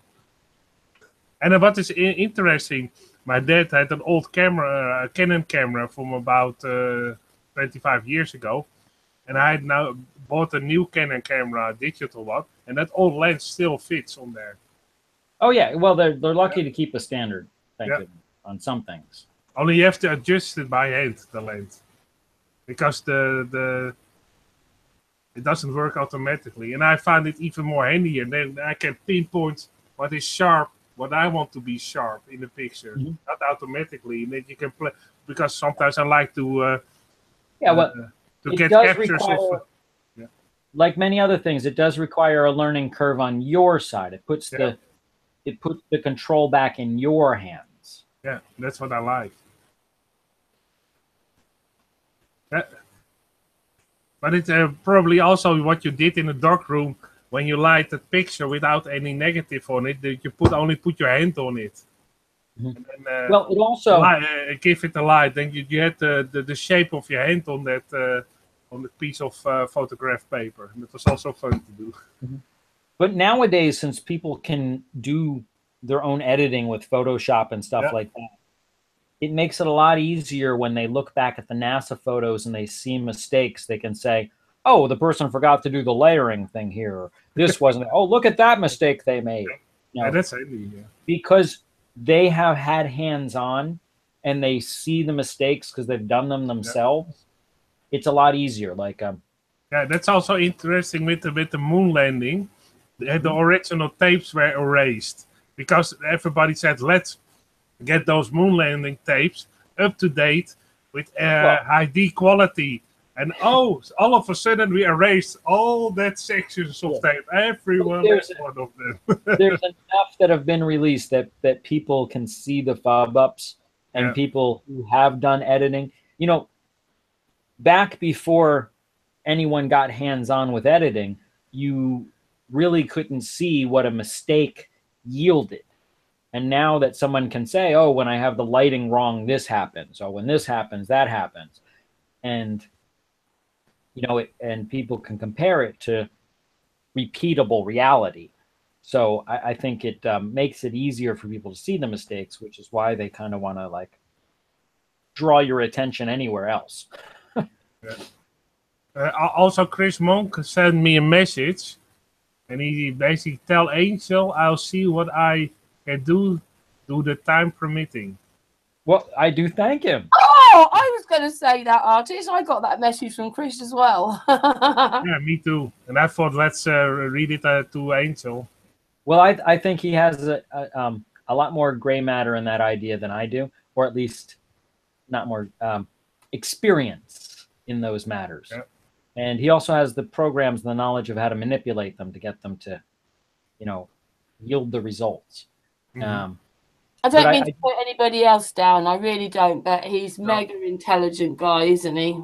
He is. Okay. Well, that, and you know, you can get somebody who's super intelligent but has never played with a particular piece of software or device. Let's say no one's ever played with an abacus. You know, they could be super intelligent, and if the first time somebody hands them an abacus, they look at it and go like, huh? You know, but after they know how to use it, you can get somebody who doesn't have a lot of gray matter and or doesn't have a high IQ can still use an abacus. I mean, it wasn't designed that you have to be a scientist to know how to use it. It's actually pretty simple once you understand there's, you know, 5 beads and 2 beads, and it's all on base, technically 5. But it is base 10. You know, have you ever, am I losing you guys when I say an abacus? I got a couple of over here. I can grab them. You see that picture that Chris sent? That picture, by the way, just so you know, Angel. Okay. Let me present it for a second. Yeah. Really old calculators. He sent you that picture. Oh, yeah, I see it.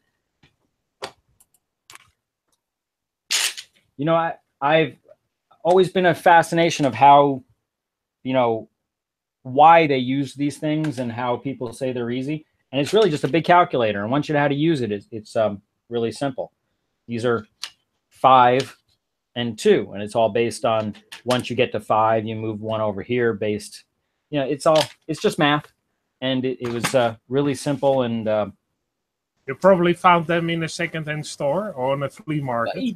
eBay. Okay. I didn't pay more than I think $10 for either of them. But that's nice.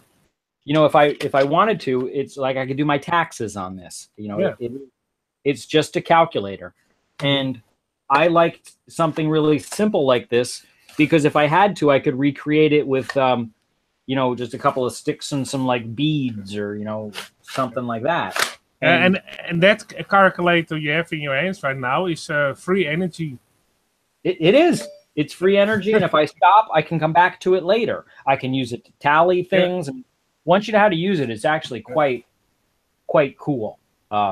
Multiplication, division. Actually, it doesn't do division. You have to multiply in fractions. But either way, you know, even computers can't do negative. They have to add. They have to add a negative. They can't subtract something, if you know what I mean. But it's all the same way. It's the other thing is since it's logic, it is just the way a computer does math. Mm-hmm. You can just add. Everything is progressive. Even when you're adding a negative, you're adding a negative. You're not subtracting something. It's funny that I have almost a similar one with colored ones on there. And then you had a clock on one side. They used them back in the day in schools. You had a clock to tell time. You had a clock on it, and you had also those beats you can move around to calculate. And I have 2 of them. One of the things, my other side issue is I do think the AE map is more of a calculator for synchronizing time. Mm-hmm. The way that it's designed to be read. I'm not 100% sure it's a true representation of the plane on which we live, based on some of the anomalies on it, based on land sizes. But I don't really want to get into that bickering. I know But what you mean. I do think it was really designed to synchronize time between point A and point B, and things of that nature. And I'm working on that, because I do think that much of our world is mathematical. I think when it was all lined out, the Masons, the Templars, the Priories, all those people knew this knowledge that farmers, like I said, farmers, blacksmiths, they didn't need to know. Why boggle them with reality? Just keep them, where they're dumb enough to keep the horses riding correctly, and feed me with food, and they don't need to know about how I make my money and how I can pull energy from the sky. And I really think, even back in the day with people on their staffs, how they would touch somebody and shoot lightning bolts and stuff, it was just a one-time zap, but they only had to do it one time. It's like, okay, I got one shot in my shotgun. As long as I shoot somebody and everyone else thinks I can shoot them next, no one's going to approach me. They don't have to call my bluff. I don't have to crank a second time, because it might take 20, 30 minutes to re-energize my staff. So, and I think that all had to do with the general knowledge of electricity, and just enough, or static electricity, really, that,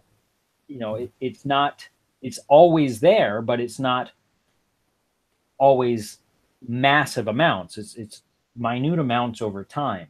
You even have that sometimes when you say shake somebody's hand, that you can get a spark. Yeah. Oh yeah, totally. I've had that a lot of times when I shake somebody's hand.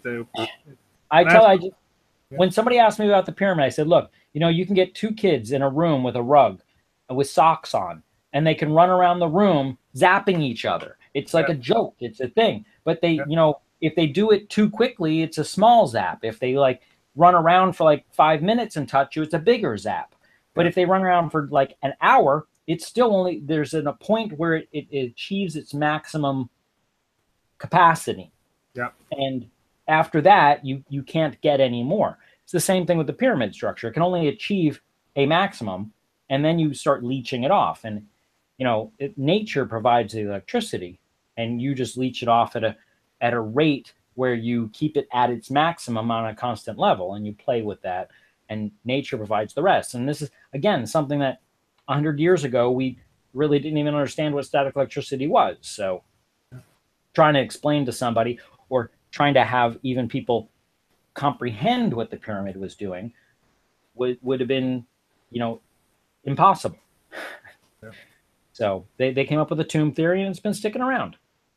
Oh yeah, they always call it a tomb when they don't know what it is. I've seen it in a lot of texts. Also in the Inca culture, those really old structures that were before the Incas, they say, oh, it's a tomb. And then I tried to find actually if they actually extracted sarcophagus from the area, or any bones. Nothing. But they just call it a tomb because that's easier for them. Yeah, and most of the people they count on it often of the time, that people don't do their research. Yeah, they tell a story. I had that even in the news. They tell a bit of the truth, and they leave the other 90% out of it, because nobody's going to check it. Yeah, okay, it might be in Giza, and it might be in the middle of the desert. Yeah. That's about as far as it. But after that, they kind of go on. A lot of people go on with embellishing based on the stories they've been told. Yep. And it's like if I told you, oh yeah, there were these two buildings in New York, and they fell one day because of this plane that just lobbed them in half. Yeah. You just embellish the story so much that it sounds like it's real. Even if you tell a bogus story, there was a big giant, and he walks to the World Trade Center, cut off with his big axe the boat of the World Trade Center, and that's what it happened. If you tell that story long enough, and nobody tells it differently, they believe that. You tell a lie often enough, it becomes the truth. Especially if you can repeat it for one full generation, because then there's no one around that knows the truth to dispute it, and everyone believes it to be true. And that, unfortunately, is reality. And our governments know that, so much so that if you look at the history that your children have been told in school, most often there are fabrications or white lies within it. Yep. And in 2 generations, those white lies are going to be the truth. Hey, we've always been felt up every time you want to fly in an airplane. It's these anal exams, they're normal. You've been doing that ever since, whenever. Yeah, it's always been that way. Yeah. And then now they even found that in a lot of planes there's toxic fume. And then basically a pilot wanted to talk about it and basically was paid off to shut up. Well, I do not disbelieve that we have just an example. You get your normal bed mattresses and your sheets and your rugs. The glue that's in your rugs are off venting gases. Mm-hmm. And sometimes the glues that are within your rugs are toxic. Yep. Which is why when you get a new car or a new house, you get that new house smell. And sometimes those fumes aren't really the best of things for you. And this is also true in airlines, especially the cleaning agents that they use when they go through and clean it. And they might chemically treat the rugs every now and then, every once a month for the flights and stuff. And in a home, you're supposed to open your windows and vent it for a day. No one does, but you're supposed to. That's what the instructions say. Yeah. And the same thing is true in a plane, but they can't really open the windows and vent a plane. And not only that, but they, treat it chemically one day and the next day they want to get it back into flight. So there's so many shortcuts they take that do endanger people's lives. And the foam pads they're sitting on and half a dozen other cleaning agents they use in the plane, that because the plane is an enclosed bubble, that you are living in a toxic. Not only that, but the person sitting next to you that sneezes on you and all these other things. It's really not good. Oh, this is basically what I'm showing. Indeed, you're right. What I'm showing is this article. It was in the headlines in Germany and in Europe, basically. KLM pilot signs contract promising not to speak about toxic fumes on planes. Basically, a lot of pilots are getting sick of those kinds of fumes. Well, so he was to repay 300,000 euros not to talk about it. Now, are these toxic fumes from the hydraulic system, or are they talking about cleaning chemicals? No, I think the hydraulic system. Well, that could be true also, because those do vent gases and because they live in those environments. Think about it.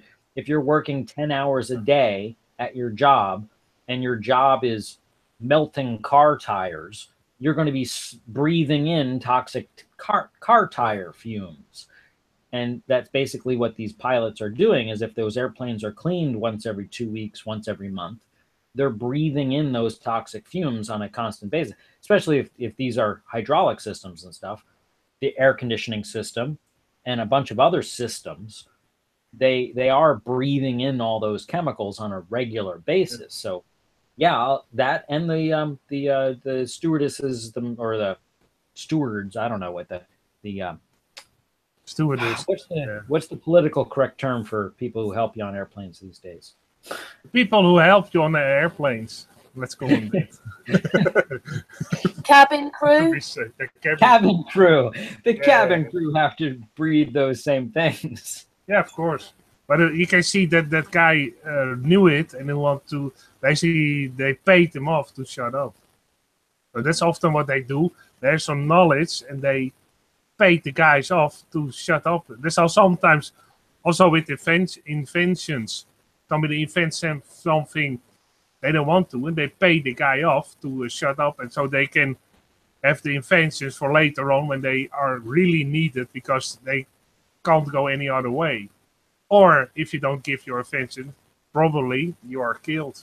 Well, to be honest, if I was a gray area here, but if I was running an airline and I had a particular aircraft that every now and then was leaking some Freon in the air conditioning thing, I would say, well, instead of repiping the whole aircraft, just add a little Freon every stop. Every time you're refueling it, add another gallon of Freon to it and everyone will be happy. But technically, it would still be venting Freon within the cabin, or it could be venting it outside. But either way, it's venting Freon. And that is technically not allowed, shunned in today's environment. But that doesn't mean that as a business thing, it's just like, just add more. We'll pay a little extra, Hey, Angel, changing just the subject, just a tiny bit, but to do with pilots. Sun and Moon on Friday night had 3 pilots together on the panel. And how did that go? Well, I don't know if you've heard of him. We had Lydia, who's the co-pilot. Right. You've heard of her. Then we had Pilot LX, if everybody knows him on Facebook. I didn't know it was him. She just said she was bringing another pilot on. He doesn't believe in chemtrails. He says they're comtrails, but I mean, we said maybe he could come back for a debate on that because most people know that those things are real and whatever. Anyway, and then Marlena, the Native American lady, she is a pilot, and yeah, I thought that was awesome. Now, I know this is kind of like a technical gray area, but even the co-pilot that you have on, whatever her name is, Lydia, she's a co-pilot on wide bodies, but wouldn't she still be like a normal pilot on normal aircraft? She's still a pilot, isn't she? At the moment, she's been grounded, or I think she's going back to flying. Because when she said it was some discussions that she was having in the the cabin, right? But she's only grounded within her her commercial job. I mean, you mean if she got another job? Yeah. Well, if she just walked into the airport and said, "Yeah, I want to rent a Cessna 420 for the day," they'd be like, "Okay, you're, FA or whatever." Yeah, she could do that. She could still fly. She's still a pilot. She just for her job. When she came out with, "Oh, we're flat to the privately," and then people sort of reported her, "She's crazy." Yeah, I don't want to be in the aircraft and with then her. Basically, the way they treated her, she said, "Okay, I'll take myself to the doctors." She did it slightly voluntarily because they were so horrible to her. But she's even they couldn't get rid of her. She's been on ground crew. Pilot. This is but she's been working on the ground at the moment. But I think she's going back to flying. Yeah. Well, I just even when somebody says, so and so's a co-pilot, it's kind of like diminishing in some degree. Because they're still a pilot. They still fly. They know how to, they could land that bird. They can fly that bird. They just haven't graduated to be the pilot. But it's, I think it's amazing. So this how can someone stare at whatever is coming out of the back of an aircraft, whatever it is, if it doesn't dissipate in, 2-3 minutes, how could they still say, oh, that's ice crystals? Because ice crystals melt. Ice crystals don't hang around all day. I'm not sure whether, because don't forget, he's talking in another language, and sometimes I really think from experience of the past that the translation can be lost here a bit about what they're really saying. I don't know. Anyway, I think what he was trying to explain was, I am not a captain who does the chemtrails. Mine is comtrails. So I think I heard him try and talk about it like that, but he struggles a bit. Whereas Lydia goes, "Hey, you must be joking. Chemtrails up." Some of it also is really I've had, because I work with a pyramid, I've had people who hit cognitive dissonance walls, and I've also 9/11 is one of my play toys, and I've had people who sit there and have stared me in the face and say, "Well, buildings must be able to fall because of fires. Look at Building 7. I'm like, no. Building 7 is an example of a building that had a fire and that fell, but that doesn't mean the fire made the building fall. You're interpolating extra bit here's." And they're like, no, this is an example. And I'm like, no. It's so I understand cognitive dissonance, but can I just say one other thing he did say though, Angel, that I'm really happy about? Yeah. He actually explained there's absolutely no way at sea level could aeroplanes fly at that speed and go into big towers. So he actually confirmed that. Right. It's and I don't and also And also with Building 7, there was a Dutch engineer who was who done controlled demolition, I think, almost 30 years of his life. And he didn't know about Building 7. And they showed him the footage. And he said, the first thing he said, oh, that's controlled demolition. Sure, 100%. Sure, 100%. Circumvented. And then they told him that was Tower 7. He didn't say 100% because he didn't say it in English. He said circumvented, which is absolutely. Yeah. Zeker weten, zei hij. Zeker weten. That's in Dutch. Yeah, it's and I did the same. I tell you, one of the people and again, I like to play with people's cognitive dissonance. I like to do shock therapy. And one thing I did is I sat around one Saturday and I looked at buildings, controlled demolition, admitted controlled demolition. We looked at a couple of Vegas bombing, Vegas explosions, a couple of ones where they cut the building in half and the two of them come together. Not Treasure Bay. It's French, where you blow it and you have the top part squish the bottom part, and lots of other ones. Mm-hmm. And then I threw Building 7 in there, and they're like, oh, I never saw that one. I'm like, oh yeah, this one's great. And I did it a couple of things, and I did it intentionally with the volume down and stuff like that. So they knew in their mind it was controlled demolition, because it's obvious it's controlled demolition. Yeah, sure. And then I said, do you know which building that is? That one was a pretty famous one. And he's like, no, what building is that? And I said, that's Building 7. Building 7. Yeah, it fell on September 11th. How could they do that to the people, though? Make a whole... I mean, I knew about... Once I got into 9/11, I knew about Building 7. I knew on the day because I remember it. I remember it collapsing. I remember them talking about it, but... I didn't know about it for 7 BBC years. said it collapsed before it did, so you know that they were in on it. What I also told in the... That also fit what I talked about. That guy in the Netherlands, they interviewed what there was a demolition expert. He never saw it on the news. Here in Germany, it wasn't even on the news. Later on, years later, they showed it. I found it on YouTube because I didn't know either. They show, but that's what they do in the media. I have an. How do they do that though? Like a whole generation doesn't know what really. What they do. It's two things. Yeah. Number one, out of sight, out of mind. Yeah. If they don't tell you, if they don't give you evidence that dissuades you from the theory, from their forced theory, then it gives you less evidence to dispute their theory.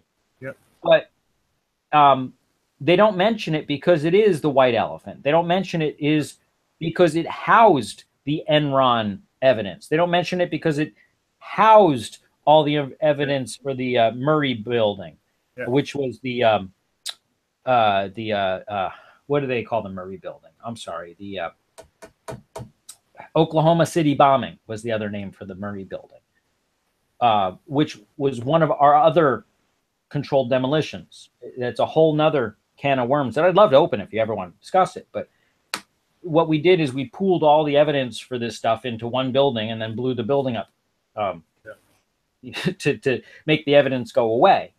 But that doesn't mean that the evidence still wasn't there because people saw it, just it isn't there in the government's mind because everywhere the government had their official documentation was destroyed. Mm-hmm. So everything else that's still evidence is no longer official because the official evidence was destroyed. It's a word. That's also happened a lot of times. Also, there was that guy Charles Johnson, who was one of the first who had the Flat Earth magazine. Mm-hmm. The whole research facility burned down to the ground. Very convenient for the globalists.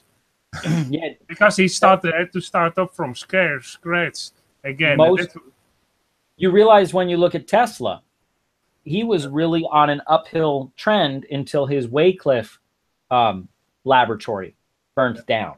Yeah, and then that's what they always do: burn it down, then get rid of the evidence. Right, he reclused into the hotel, and where he kind of started feeding pigeons and playing with himself. He just kind of went, is like, I'm tired of fighting against an uphill battle. Every time I try to show the general population how energy is all around us. I get shot in the foot, hit in the ribs, you know, burnt to the ground. So just play with the pigeons and be happy. Yeah. And also what they do in the media, and I pointed it out to a couple of people, and they start noticing what they do. For instance, there was a big strike of a lot of people in Africa against Shell. And when they show it on the 5 o'clock news, 5 o'clock when everybody's going from work to their home. Then they don't show it anymore on the 6 o'clock news, and the other news after that, they don't show it anymore. They will show it or put the text in that ongoing thing, and you have on the news. You have all those texts going around, and sometimes they put it in there very shortly. But what they often do, and I talked to my dad about it, to some other people. I always go in Germany to a cafe and we discuss all kinds of things every Friday. Very great to do that. And I pointed it out, and a lot of guys were paying attention to it. And indeed, a lot of things they put in the 5 o'clock news when nobody is watching, so that they can say we showed it. Yeah, but they showed it very shortly. Also, the demonstration against Shell was shown only 20 seconds. So we showed it. We don't show it anymore, but we showed it for the record, so that we are in the clear. They also do the same thing when they retract things. They'll say, Bob was shot Ted. Bob shot Ted. Bob shot Ted. And then at like 6 o'clock in the morning, well, it was Eric that shot Ted, not Bob. We're sorry for that mistake. But everyone already knows that Bob shot Ted. Trump was colluding with Russia. Trump wasn't doing it. Hillary was doing it. But news story. Let's talk about anything else. And they mention it so shortly that nobody sees it. Yeah, they might try to make sure that their mistakes are hidden, or they tell stories that they don't want to tell at a certain time that they are almost certain that nobody's watching. Discovered the Earth is round. Front page news. Okay, Jeranism showed just this Saturday that really maybe it is flat. And, he has the laser evidence and the photographs along with everything else. And here's Tom with the weather, and now a big sports section for about 15 hours. Page 18, bottom, small print. Yeah. So you also noticed that they always do that in that kind of fashion. A lot of people are starting to notice it. Yeah, it's what's called when they retract it, if they retract it in the press or something, they put this tiny little article on about page 5 at the bottom, so no one really sees it. Well, but they technically legally retracted it, but no one sees it after they've done the damage, after they've lied. They'll even do worse. They'll retract it within an article that primarily tells something else. Like, okay, Trump was colluding with Russia. Trump was colluding with Russia. And then they'll say, okay, Trump wasn't colluding with Russia, but they'll mention that in the bottom of something where they're talking about Trump not building the wall. Trump's not building the wall he said he would build, and he didn't collude with Russia. But they say it, and well, look, Trump, we did say you didn't collude with Russia, so you can't sue us. We said it right here in the same article. We said you're not building the wall. Only that paragraph was a couple of pages further. What they always do, they have the text, and then under it, see page 15 for the rest of it. And there they write the rest, the truth. It's a CYA, cover your ass. But they'll say it at one point, but they really focus on everything else. And the reason they don't mention Building 7 is what they call controlling the narrative. They can't mention Building 7. It's the white elephant in the room. They can't mention the other 2 bombs located that they pulled out of the Murray building, because that would show that the Timothy McVeigh wasn't A, the only bomber, and B, I don't really think his bomb did any damage. I think it was just a flashbang compared to the one that actually did the real damage. And it's just like with this JFK assassination. Everybody, look over there! Look over there! He shot it. I tell you, but the shots were fired from that direction. No! It was from that book deposit store that you can't even get a clear shot of the car, and it's almost impossible to hit everything from that distance. But that was over there. My father is one that believes that I have black helicopters following me around. You know, hey, how are those black helicopters doing today? Oh yeah. So during this whole JFK thing, which was just released this last month, because of its 53rd, 54th year, whatever it is. Yeah. And you know, I said, hey, now that they proved that there was a second shooter, now that they proved there was this, now that they proved that was that. So am I still a conspiracy theorist when it's documented? Yeah. And I didn't even get a Thanksgiving call. Well, and what's also often very convenient for them, if there's a second shooter, we know who it is. Oh, he just died. Oh, how inconvenient. Honestly, I think it was like 8 shooters. I really look at it like Julius Caesar, and they were all honorable men. If you have a bunch of people doing the dirty deed, then no one can point a finger at somebody else. Not only that, but it's also assured destruction. You know, if 8 people take the shot, somebody's going to hit them. Yeah. And I do believe it was collaborative. I think there were multiple shooters, and I think multiple people can take the credit for it. And it wasn't just one organization. I think it was multiple organizations. That was even with Pim Fortuyn. I don't know if you know him. That was an upcoming political party in the Netherlands, and the head of it was Pim Fortuyn, and he wanted to change a lot of things in the Netherlands. And he also was basically shot a couple of weeks before he was almost sure to become president of the Netherlands. He was shot down. And there was also multiple shooters. But they stated it was one, and they sent him to prison. He's already free after, I think, 7 years or something. Well, that's actually pretty good. Most of our guys, they wind up, you know, making mincemeat out of. Well, Baby Lee was billed as insane, and then something like that he was not credible for his deeds or something like that.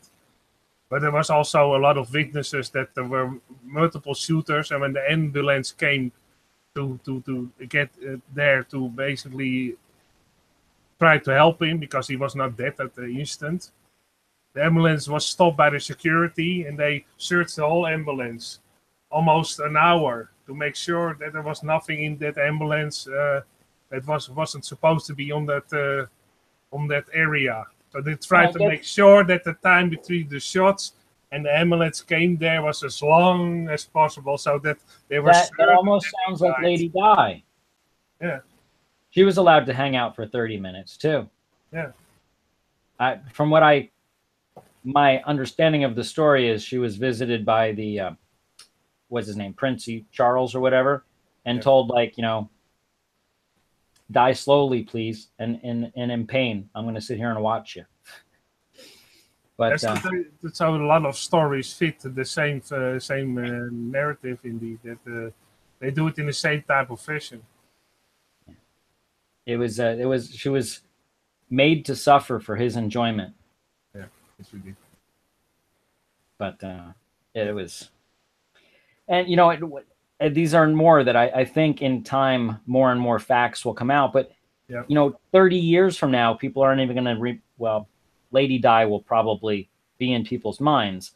Yeah. But it's still, if I showed people 9/11 10 more years from now, they're going to be like, oh yeah, I remember that. That was like revolutionary times, wasn't that? That was like George Washington and, you know, Magna Carta. That was a really long time ago. Who cares? So why do they have to shove my finger up their butt, or why do they have to shove their finger up my butt to get on the airplane? You know. Yeah.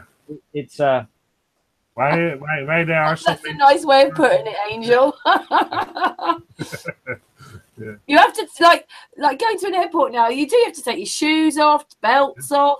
Yeah. You know, like it's a bit different than it used to be. And what is actually funny, when that was already happened, and when they had their security managers, I know a guy who is he's how do you say, he's has the Down syndrome, and he has to as his work he has to do very simple jobs, and for the KLM that is an certain kind of brand for planes to fly, the KLM, just like British Airways, and he had to pack the things for to eat, the forks and the knife and everything. And he had to wind a napkin around it. But those knives and forks were made of steel. Okay. And it was after the fact.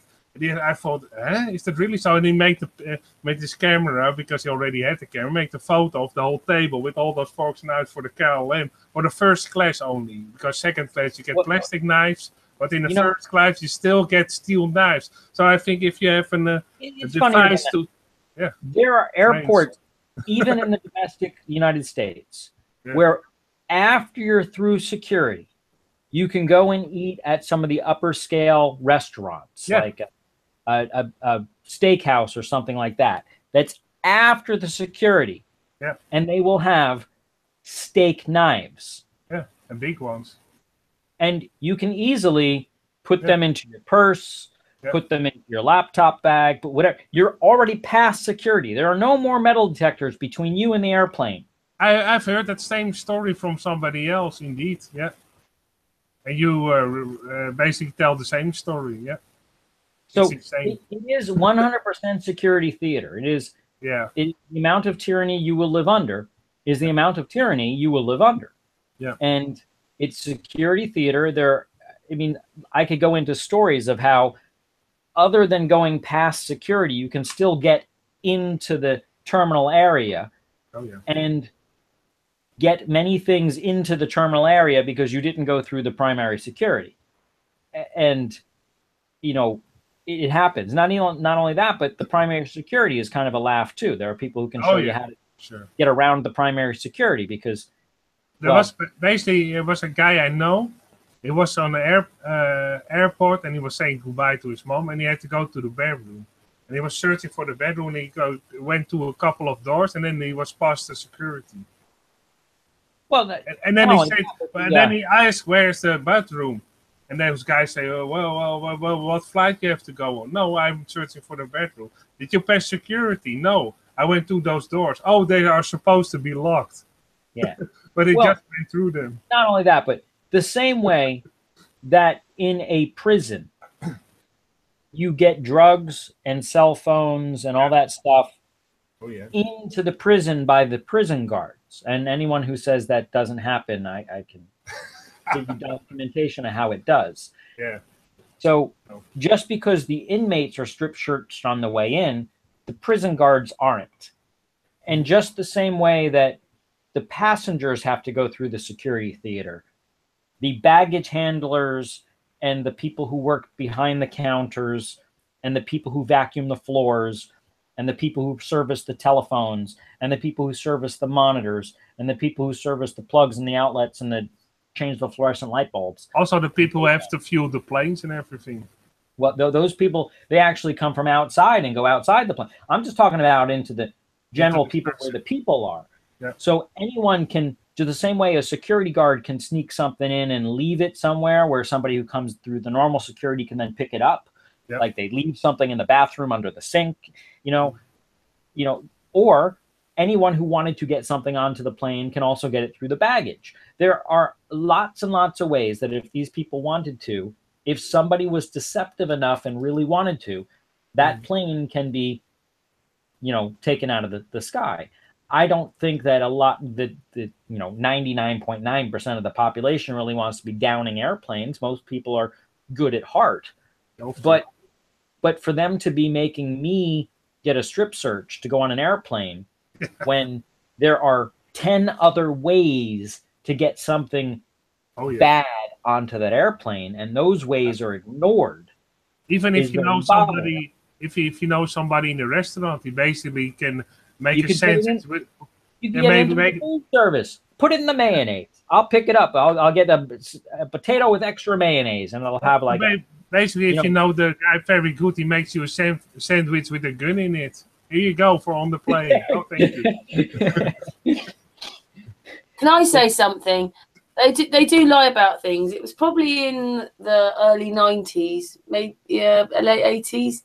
Yeah. I was watching this documentary about this stuff called Captain Wire. If people don't know what Captain Wire is, It's all the wire that he used to use in the aeroplanes.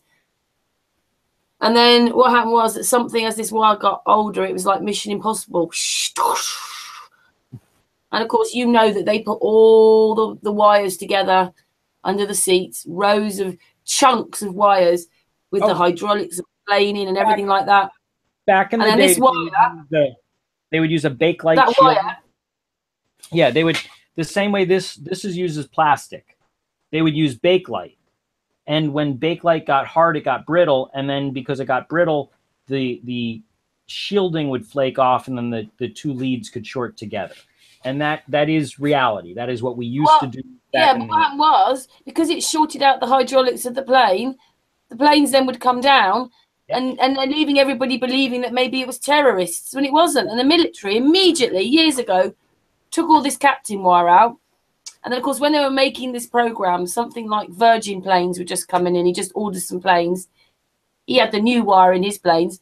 But planes like Lithuania Air and all that, they still had the old wire in them. I mean, maybe none of the planes have got captain wire in it. But you just think, you couldn't even tell you the truth about that. You have to find like a documentary and making everybody believe that terrorists brought those planes down when they knew what it was. It's just awful. Sorry, back to the subject. I just wanted to add that.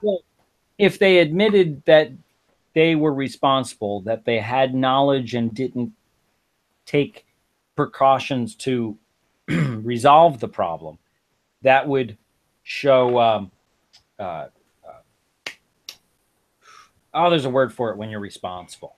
But that they would admit that they were a culprit. So you have to pass the blame to somebody else. That's any company wants to do that. You know, it's in the company's best interest. I didn't do it, Mom. The dog ate it. The dog ate my homework. It wasn't me.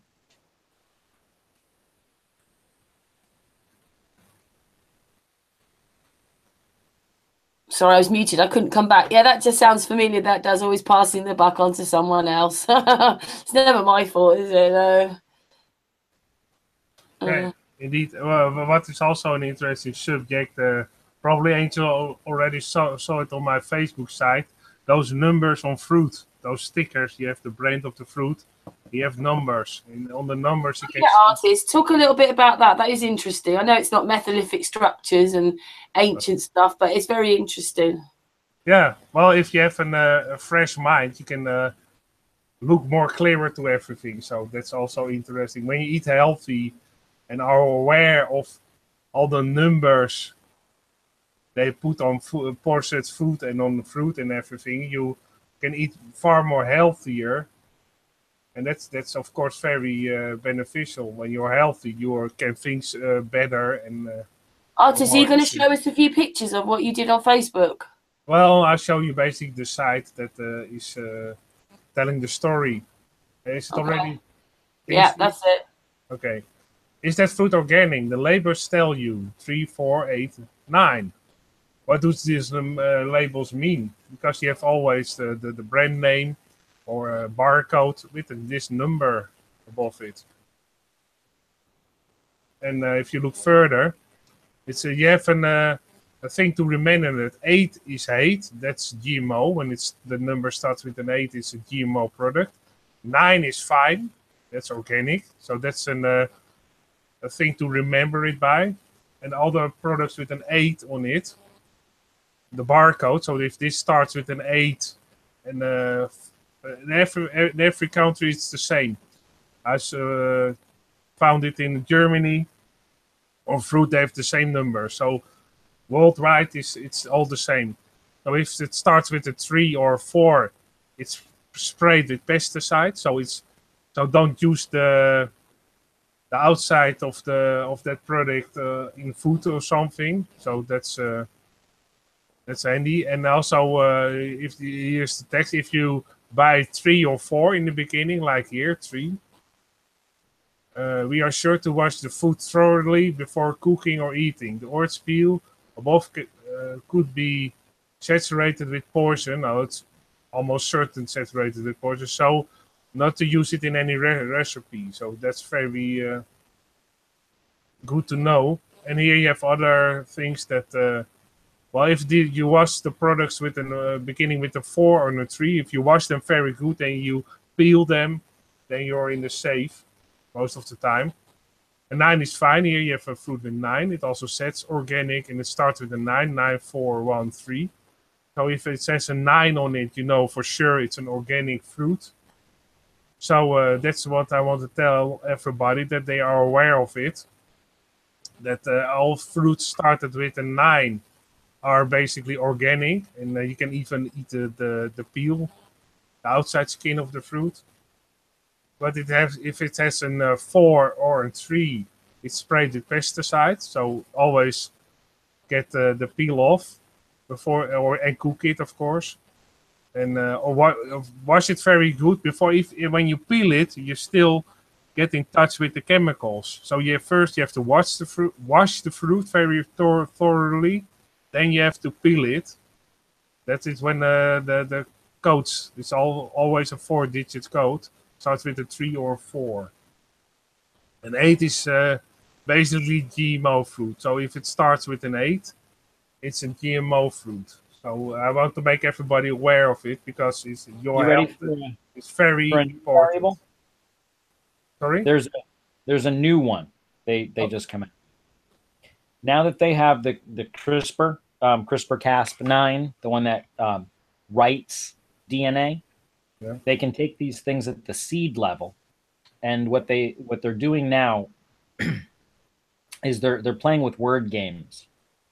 Technically, when you talk about genetically modified fruits and vegetables, or I don't really like to call them food, because it should be GMO organisms, genetically modified organisms, because it should never been allowed into the food chain. In fact, when our FDA allowed them to be produced, the intention was initially for corn that it would be used for biofuels and making synthetic plastics out of corn, because you can use corn to make polymers that make plastics. Yep. It was never green lighted for food. It was then allowed to be used for food because the people in Ethiopia were starving. But that's a whole nother story. Or they use it to make high fructose corn syrup, which is a food additive, not a food. They play word games. Yeah, but I always do that. But now what they're doing is you can take a fruit, an apple, and what they do is they're calling it they're not calling it, it is. They're neutralizing certain traits. They're not doing gene editing. They're doing gene recessive. They're trying to think of the technical word they use. They're neutralizing or making a gene factor not be sympathetic to the environment. For instance, if they make a apple not yellow when exposed to oxygen, they make it so they edit the gene so that when oxygen is shown to it, it doesn't express the trait of oxidizing and becoming yellow. Now, it's because they're not mixing it with another gene and they're not manipulating the organism technically, they're just making a gene expression not express. The same thing we do with drugs nowadays. We take a symptom and they make the symptom not express itself. It doesn't neutralize the cause. It just makes the symptom not express itself. They don't call it manipulating the gene, and hence these new things which are not classified GMO are now being allowed to be classified as organic. But I don't really in my heart want to call them organic, but our FDA now is allowing. This is just as of 2 months ago. So these new things, which are gene suppressive technology, they're not changing the genes, they're suppressing the genes. They're adding like a certain chemical or nutrient or mineral to the thing, whatever it is, and they're making it. They're basically they're finding new ways to modify our food and skate around the definitions that we have allowed. If the FDA says that homicide, or let's say if our laws say homicide is someone shoots you in the head, but then someone stabs you in the head, oh, that wasn't homicide. That it doesn't fit the definition, therefore it's not homicide. Yeah, they always try to do that. That's what also we have for every additive and preservative in food, we have numbers, numbers. Mm-hmm. And well, this is where we had to, I do not we had to, with what you're saying there, because how it's treated, those numbers show how it's processed. Yeah. But the problem is, you can have an apple that's grown on a tree, and they can treat it like God, and they can pepper it in holy water. But if at its heart it has manipulation with inside of it, now they're calling it, or they're allowing it to be called organic. Yeah. But really it isn't at heart, which is, that's also. Yeah. But they're not spraying it with pesticides. They may not be doing any of that stuff, but it's still not what nature intended for that plant to have done if unaltered by human. That's what they do with food. We had these numbers when the European Union formed, I think in 2002 or 4, whatever. Before that, we had separate numbers for the chemical additive and the natural additive. And when the Europe became one, they had one number. So now you can't see anymore if it's chemical or natural. They made it one number. And before that, they had separate numbers. So you could easily tell, because those numbers were very different from each other. You don't need to know what you're eating. No. Just eat it and be happy. Yeah. And that's why they pull smiling faces on all the packages and happy people. They are happy, so the food must be good. Bears. Yeah. And free toys. Free toys, yeah. That's also free toys. I mean, now more smiling, happy people on the packages. Don't read the ingredients. We try to hide it as small as possible, so the older people can't read it at first hand, because you have to take out your glasses and actually. Now with less chromium. Yeah. And that's also the funny thing they did with M&Ms. There was on the package new, only the word new, and everybody thought, oh, new, and so something new about an M&Ms. And a friend of mine, or basically what I did it with a friend of mine, called the M&Ms company. Back then you could actually call the company. Probably wouldn't do that anymore today. And you called the company, we had somebody, and we asked that question, what is new about those M&Ms? The word. No. And well, we have to call you back for that, because everybody have asked that question. The size of the box. It used to be 1 pound. You're close. It used to be 1 pound of M&Ms plus the weight of the box. Now it's 1 pound inclusive of the weight of the box. You're close. But you know what the answer was? The packaging. That was the only new thing about the M&Ms, the packaging. It now includes a barcode on the side. Yeah. New with more letters. New without the ingredients. Or the mention of the ingredients. Yeah, and what they also do sometimes, they mention all the numbers, so you can see, oh, there are a lot of numbers. That is probably not very good. And they hide the most bad ones, and they don't put the number, because it's also allowed to use the chemical name. So you have a whole list of numbers, but the very bad ones, they only print the chemical name and not the number. So they hide it in that type of fashion.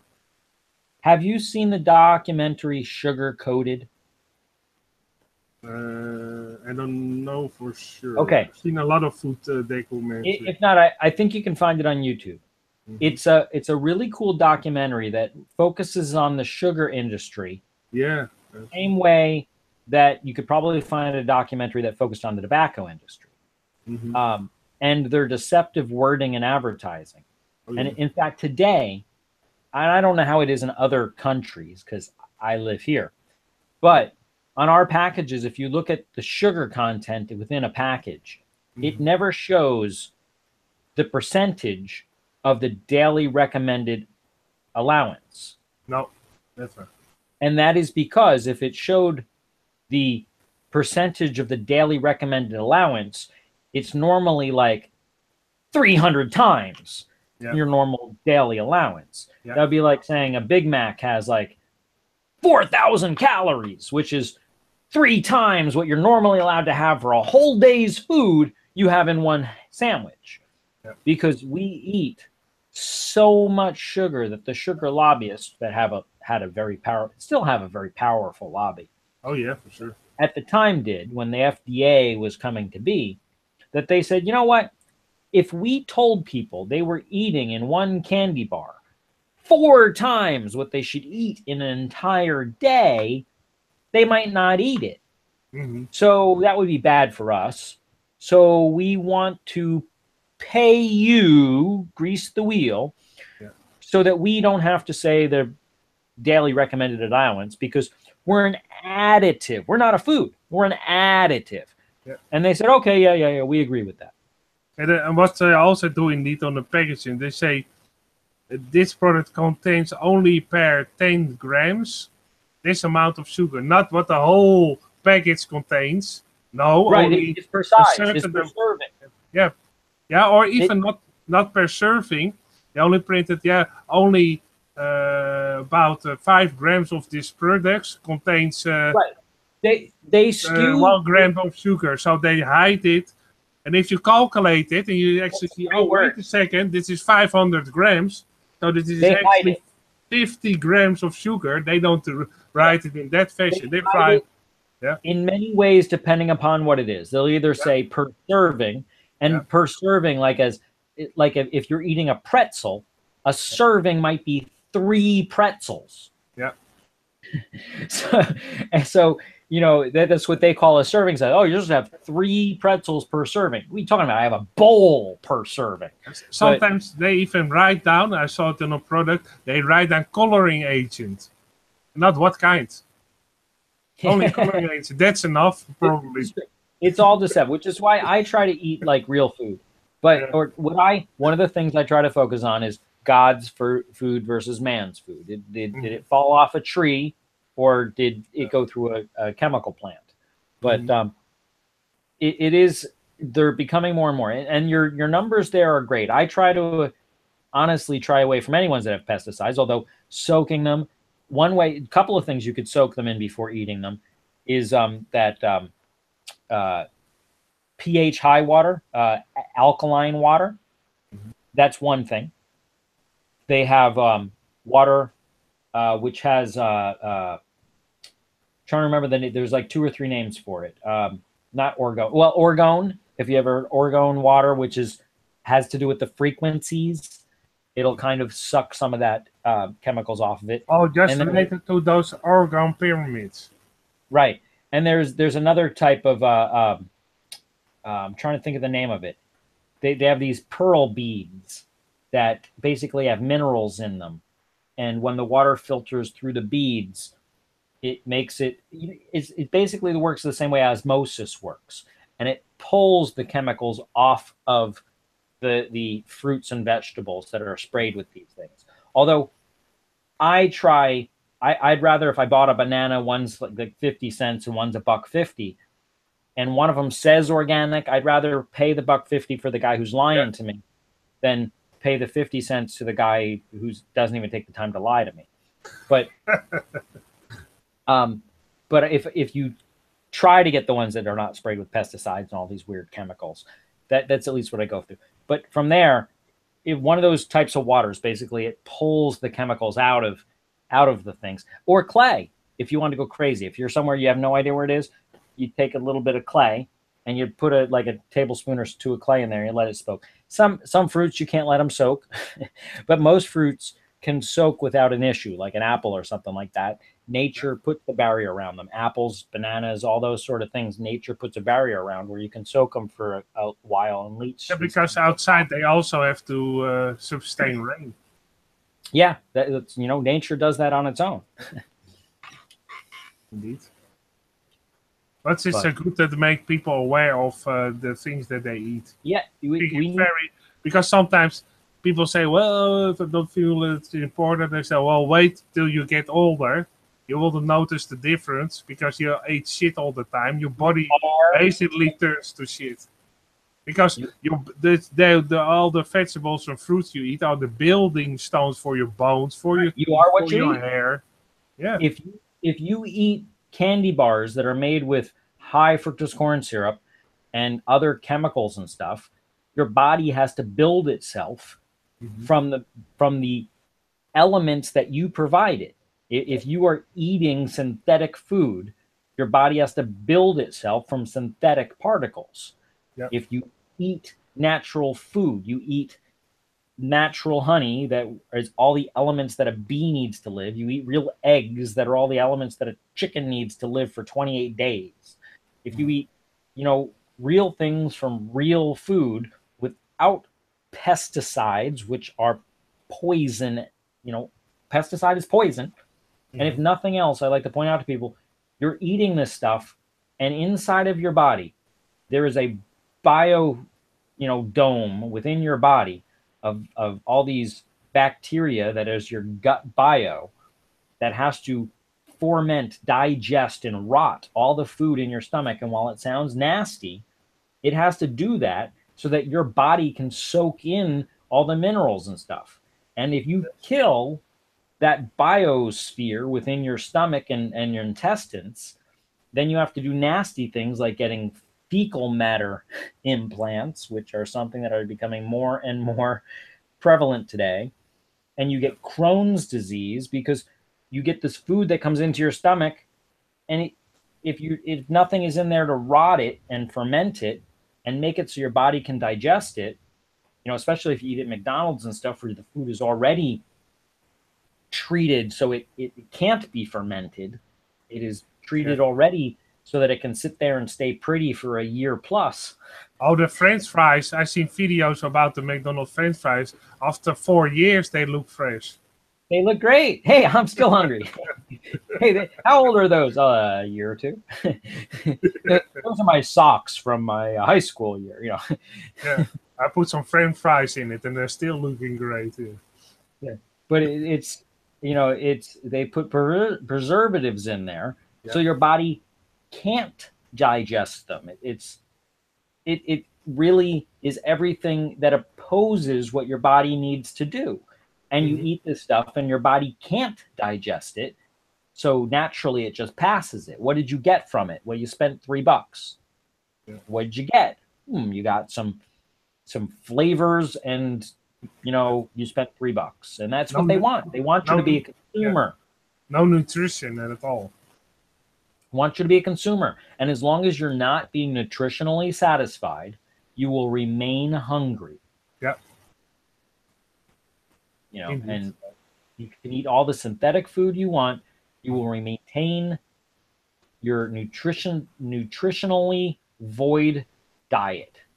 And I'm also in the point of making a video with products that are commonly bought in the supermarket, and actually the amount of sugar cubes beside it. Coca-Cola, the amount of sugar cubes, that amount of sugar cubes in that product, that amount of. So actually people get a picture how many sugar cubes are in certain products, because a lot of the time they you know how many sugar cubes are in milk? Milk. Normal, store-bought, pasteurized, homogenized, radiated milk. I think it's like 32 sugar cubes in a gallon of milk. Yeah. Oh, you know what? That's the other thing is they're not real sugar.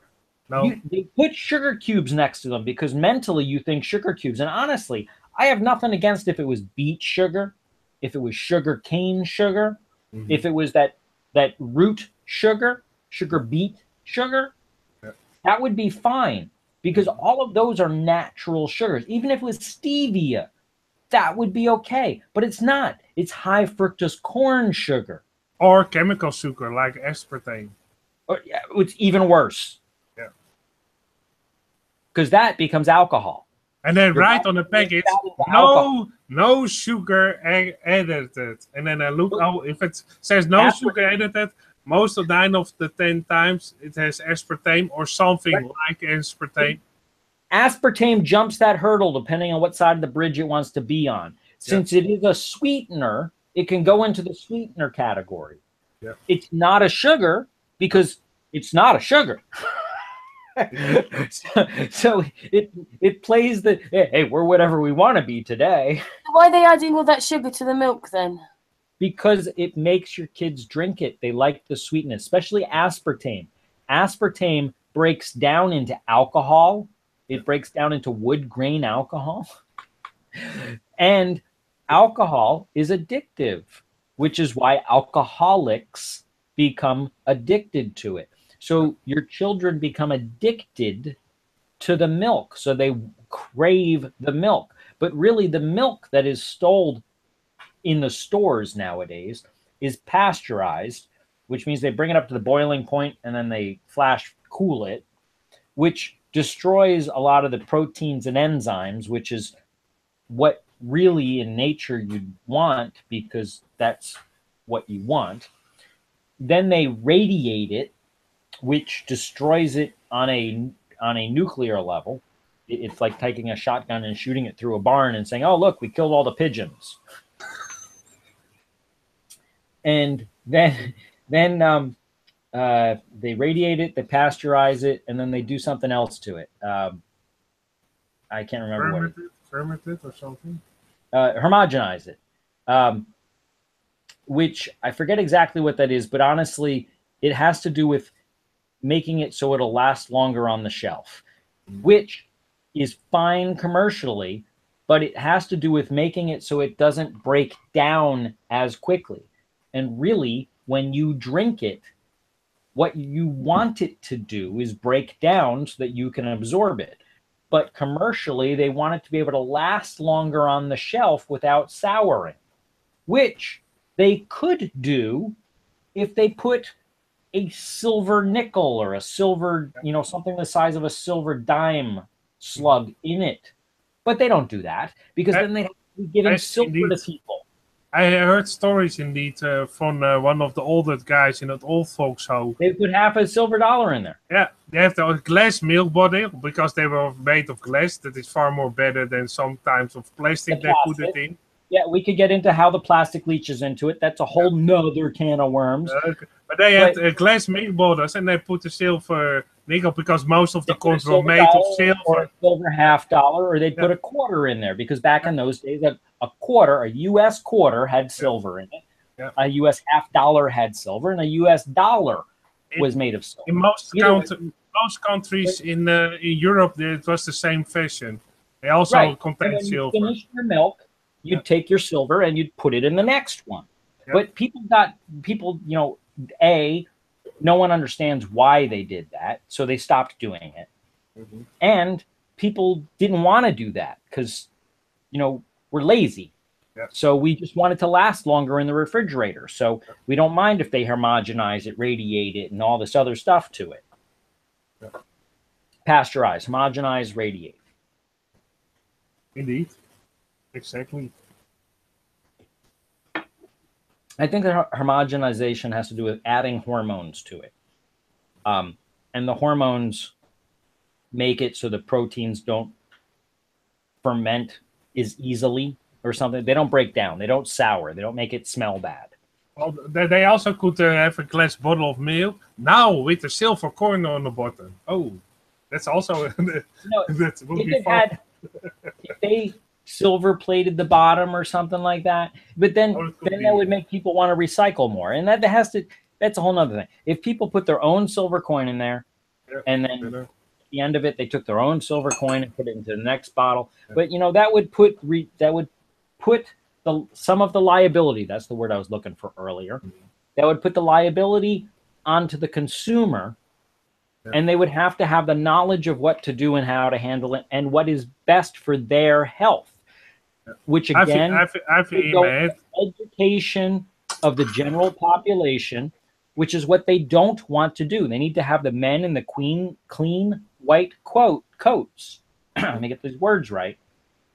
The men in the clean white coats be the purveyor of knowledge. So when they tell you something, whether it be correct or incorrect, you believe them because of their authority level. Yeah. And if people knew, if people knew half the stuff, the general, if they read the Bible and paid attention to it, then they would understand how the doctors are sugarcoating a lot of stuff and deceiving a lot of stuff. And I honestly believe that the doctors themselves, you know what? False dichotomy. You know what that term is? If not, it's really easy. If I asked you, do you want to go to McDonald's or Burger King? Oh, yeah. Okay, I've already made the choice. We're going to go to McDonald's or Burger King. Which one do you want? Honestly, if somebody asked me that question, my answer would be C, none of the above, because I don't eat at McDonald's or Burger King. Yeah. But if you'd ask a normal everyday child, do you want to go to McDonald's or Burger King? Which would you rather do? Go to school today or be spanked? Yeah. Okay, those are your two choices. Which one do you prefer? Okay, you've made the choices. The child has to choose between one of the two choices. You've given them a false dichotomy. Every doctor nowadays has the false dichotomy, and it's not really a dichotomy, it's a multichotomy, that every problem has a pharmaceutical answer. Yeah. That's a false dichotomy. They are pigeonholed into the pharmaceutical solution. Yeah. And their medical insurance ensures that they stay pigeonholed. Yeah. Because if they deviate out of the prescribed DMS dictated solutions, then their medical insurance says, well, because you didn't do what 99% of the other doctors do, and you went off on this limb, we're not going to cover you for that therapy that probably did the patient more good than bad. Therefore, we're going to cancel your insurance so that, you know, where you slipped up and cut somebody's tendon improperly, we're going to, you know, make you pay for it. We can have your house, your boat, your car, you know. And just like with antibiotics, they make them almost stronger every 5 years because otherwise they don't work on anymore. Because in the meat we eat nowadays, there's so much antibiotic in the meat that they may have to make the antibiotic every almost 5 or 10 years stronger.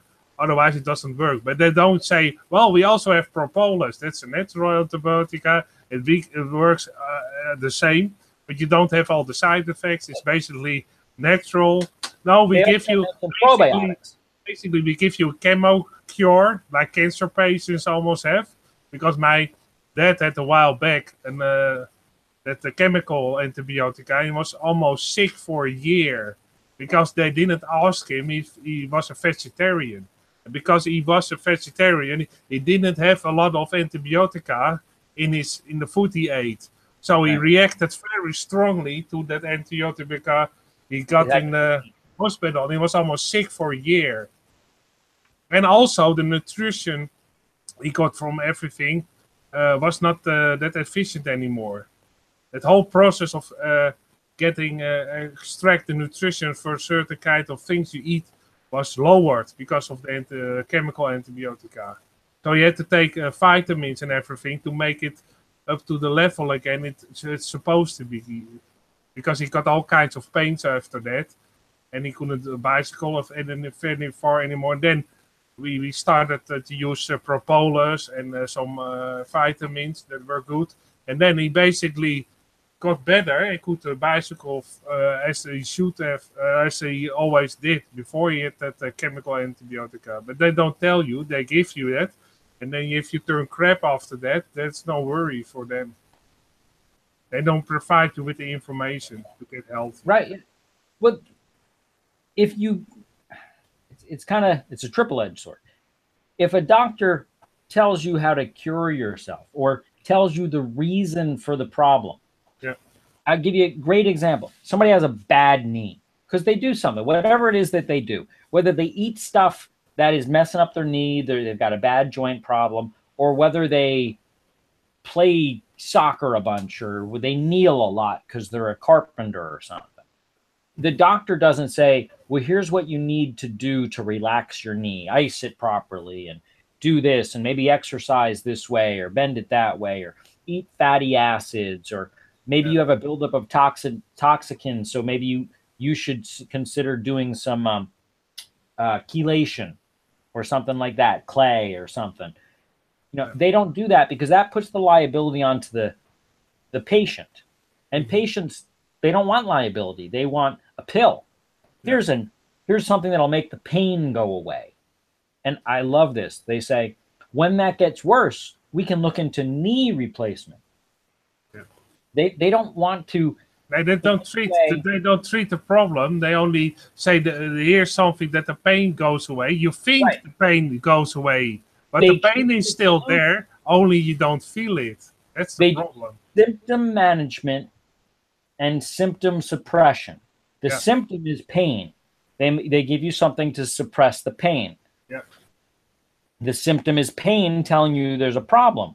Yeah. They suppress the symptom. They make the pain go away. That doesn't make the problem go away. They don't look for the cause.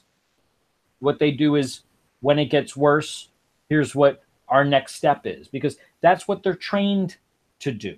Yeah. If you pass liability to the customer, the patient, is usually 9 times out of 10 not going to do. I'll give you one great one. I got somebody who right now, unbelievable. He's a doctor. He can afford this stuff. Is spending like $10,000 a month for like vaginal insemination because he is having problems getting his wife pregnant. But yet he has no problem drinking Diet Coke and beers that have all sorts of additives to them. And I say, look, your doctor tells you, in fact, he's quite proud. He's like, your doctor tells you you have the volume of excretion, but your excretion is lethargic. Mm-hmm. He says, yeah, it doesn't have the oomph it needs. I'm like, yeah, that's because you're traumatizing it with like Diet Coke and all this other stuff that you eat, because your lifestyle is microwave and, Pop-Tarts and Twinkies and sodas. And soda, and he died. Well, yeah, I'm fat. I'm like, well, then don't drink Diet Coke. Try water. or fresh juice. Get a juicer. Learn juice. All of the above. You could drink. You could have like mounds and mounds of apples and oranges and bananas, and you can make stuff that tastes great. You can drink it all day long. And if you drink fruits all day long, although technically it has more calories, your body treats it differently, and you're not going to get fat off of it because you'll pass what you don't use, and because nature does that stuff. Mm-hmm. But it's when trying to talk to somebody who thinks they went through 8+ years, 12 doctors, normally 12 years of school. Yeah. It's hard for somebody who only has a .com after their name, even when you're showing them logic and showing them reports and showing them verifiable, repeatable experiments. They think they're smarter than you because it says diet on the side of the bottle. It's hard. It's hard. It's like when I try to tell somebody about Building 7. That's probably why they call it Dr. Pepper. Oh, it's a Dr. Pepper. Oh, it must be good. Well, it's actually Dr. Pepper, because at the time, Dr. Pepper was an ailment for it had the bubbliness of it made your stomach ease, and it also, I think, had back in the day, pepped you up, and back in the day it was the same with Coca-Cola. You could get it at a drugstore. Yes, you got them at a drugstore, your pharmacy, where they had soft drink things, and they, back in those days they actually did have to make. It was basically also for an hangover if you drank too much. Yeah. But Coca-Cola supposedly had cocaine in it, which I'm not, in those days. No, Coca-Cola, coca beans. Yeah. So, which if we actually went backwards, it's something that I like to point out to people. Yeah. You look at heroin, and you look at opium, and you look at even marijuana today. They are refined so much that it's like sugar. Yeah. If you were to take a sugar beet and eat it, it's kind of a bland sugar. You can taste it, but it's kind of like it's like if you drank lemonade, watered down lemonade. You're not getting like the sugar rush. we have refined it so much. The heroin we have, the opium we have, and the marijuana we have are refined so much because everyone's looking for the highest of highs, the concentrated of concentrate. If we just ate it in its natural form, it would be very medicinal. Very yeah, for sure. Everyone's going for the trying to look for the rush of it. The I understand that they made it so strong chemically that if you have the natural form, it would be it's like look at it this way. If you had a banana, a normal everyday banana, there is a way you can let that banana ferment and make it like the way they make banana cake. It's very sweet when it gets to that point where you make banana cake. And I'm sure there's a way to refine that so you could actually get some like banana sugar out of it or something. Some kind of to do it. Okay. And then that would be banana sugar. But a banana itself isn't going to be the same refinedness of the sugar. We have made it so we're focusing on, again, the macro instead of the micro. So when you eat the whole banana, you get a bunch of sugar, but it's at a micro level per bite. Yeah. When you refine it, we're looking at the macro because that's what we want. We want opium. We want the highest of high. We want heroin.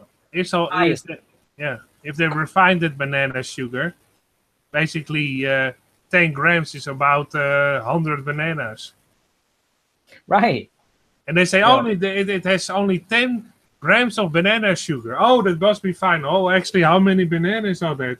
Oh, 500. Oh, that's a lot. 300 sugar cane, cube. Yeah.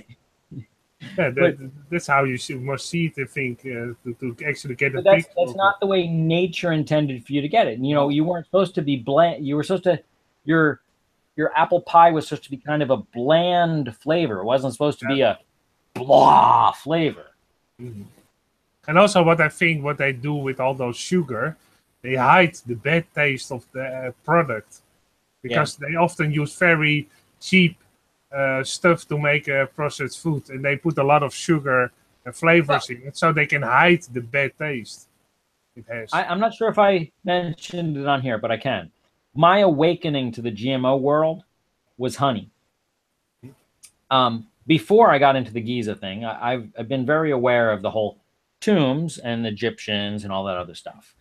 And one thing that I at least read, I didn't go to the tombs in Egypt and break open the things myself, but one of the things they said was there was honey within most of the tombs. And the honey was as good as, you stick your finger in it, tastes great. Because honey itself is a natural preservative and will last thousands of years. And, we even make honey lollipops and stuff like that, Thousands of years. Thousands. Mm-hmm. And I went to a place out here, one of these big box stores, and I bought something the size of a spaghetti container full of honey. And at the time, it was like $10. Of course, it was like 20 years ago. Yeah. And I figured that would be enough honey to last me the rest of my natural life because I don't use a lot of it. I use like a spoonful on this and a spoonful on that. And anyway, I was about halfway through it, and it was Natural News. Mike, the health ranger. I forget his last name. Anyway, and he did a report on how most of the honey in stores has no bees involved. No. And I'm like, no. There's no honey. No bees involved in making of this honey. Yeah. And I looked on the back of my thing, and I honestly, that day was the first time I really, because of GMO, wanted to vomit. That I realized that for half a decade at that point, I was eating gelatinous goop that was flavored like honey, had chemicals in there to make the color of it like honey, and was just nothing more than a gelatinous glob, no honey involved. In fact, high fructose corn syrup was used to sweeten it, so there was no natural honey. The reason I was eating it is because I wanted the preservatives and the enzymes and all the stuff that the mama bee or the bees give the baby bee to live for like the half a year it takes that baby bee to come out, just like the egg is everything the baby chicken needs. And the syrup that we eat when you eat natural syrup is everything the tree needs to last through the winter, and et cetera, et cetera, et cetera. Most of the things are everything that particular item needs. Like vanilla comes from the vanilla bean, or the vanilla extract, which comes, it's everything a real. It's the sap of that particular plant. Mm-hmm. And when we chemically make it, all you're getting is the fake version of that. You're getting the fake version of eggs, the fake version of honey, the fake version of maple. Yeah, there's that's a good thing in Germany. They are a little bit stricter as in most parts of Europe. And also a lot of numbers that are allowed in Belgium and the Netherlands are forbidden in Germany. And also in Germany, if you have to call it honey, there must be actually 70% of real honey. Well, yeah, but only 30% poison. But yeah, yeah, indeed. But one of the things that really scare me is that they have 3D food printers. Yeah. And in some cases, I could see these when you use sugar, when you use like liquid sugar things, colored sugar, and you make the topping for a cake or something. Oh yeah, that would be. I can see that as art, and you want to make like some guy holding a football or something like that. And I can see this. It's great for your kid's birthday. But when you make an apple that looks like an apple, but is really, just chemicals and food coloring and stuff, and there's no natural apple in it, you can eat one of those a day and it ain't going to keep a doctor away. When everything in it came out of those food squirty things, it's some food coloring here and some food dye there and some food flavoring here and some food smell there. It's not what nature intended that apple to be. And as more and more, we eat Twinkies and, we don't think twice about it. I haven't had a Twinkie in 2 decades or so, but I honestly have had my fair amount of Twinkies. And knowing now what a Twinkie is on the inside, I don't think I ever... Just explain what a Twinkie is then. A Twinkie is it was at one point a breaded, kind of like an egg roll, you know what an egg roll is, that's thick with cream on the inside. Only now they made it as for consistency reasons that the Twinkie itself, at least before Hostess, the company that made it, went out of business and a new company has bought them. But at one point, they were made with kind of like so much synthetic stuff that they were like their shelf life was like a decade. So, it was said that only Twinkies and roaches would survive a nuclear holocaust. And it's also an inkling when you buy something, you turn it around and you see how long it is you can keep it in your cupboard. Right. Normally, well, this is still good until 2047. Oh, wait a second. That couldn't be right. A cream filling inside a Danish or something like that, if it lasted a week, that would be pushing it. That's because naturally things would break down. The cream inside of it would naturally break down. The enzymes would start to ferment. And it became sour. But when they're made out of synthetic stuff, they could last forever. Oh yeah. That's probably what they find when the human race will be extinct maybe at some point. Yeah, that's the time all these French fries of McDonald's still we'll around. Have Twinkies in our stomach. Yeah. We still find Twinkies. Anyway. Yeah, there feels time to find Twinkies and McDonald's fries because they don't dissolve. And also, what is interesting, you have those shavings of cheese. You can put on your pizza. It's little corals of cheese. You can buy it in a package. You also have to turn that around because sometimes you can read ingredients shaved. Yeah, you can read the ingredients shaved cheese. Okay, that's cool. But sometimes you have almost 3 rows of ingredients. Milk, blah, blah, blah, blah, all kinds of chemicals because of shaved cheese. I thought, well, and I had 2 packages in my hand. One said only shaved cheese ingredients. Okay, that's cool. The other one had the 3 rows of ingredients with all kinds of chemicals. I think, and actually there's not even cheese mentioned in it. It is getting ridiculous. scary when you have to really pay attention to what you eat. But That's why I always encourage everybody, read the ingredients. Sometimes it takes only 2-3 seconds. I would say the average person that I walk into doesn't really pay attention to what they're eating, No. just how much it costs. They just want, where can I get food and how is it cheap? And I'm like, you know, when we have major establishments getting in trouble when what they call a meat taco has less than 40% of the meat they say it is, like if they say it was a beef taco and it has less than 40% beef in it, that's when, you know, it's like all the rest of it is like synthetic fillers and soy. Hey, Angel, if it wasn't the fact we were talking about real food, that just made me laugh. Like less than 40% of the actual. What are you eating then? I know. We also have a brand here. Artis, hang on. That's just like, it's like a joke. It is like a joke. Well, you have to actually have an amount of in the product to call it a certain type of product. That's also with trouble. If they had the correct amount in there, I think it was either 40 or 60 was the cutoff. I forget if it was 40 or 60, but either they had 55% or like 38%, whatever it was just under the allowable amount. And if they had not had just under the allowable amount, it would never really have come to national recognition because they got fined by their competitor when they had less than the allowable amount. And they're like, well, their meat taco or beef taco really isn't a beef taco, where ours is beef taco. And the competitor said, well, we're going to sue you for pointing that out. And they said, well, it's the truth.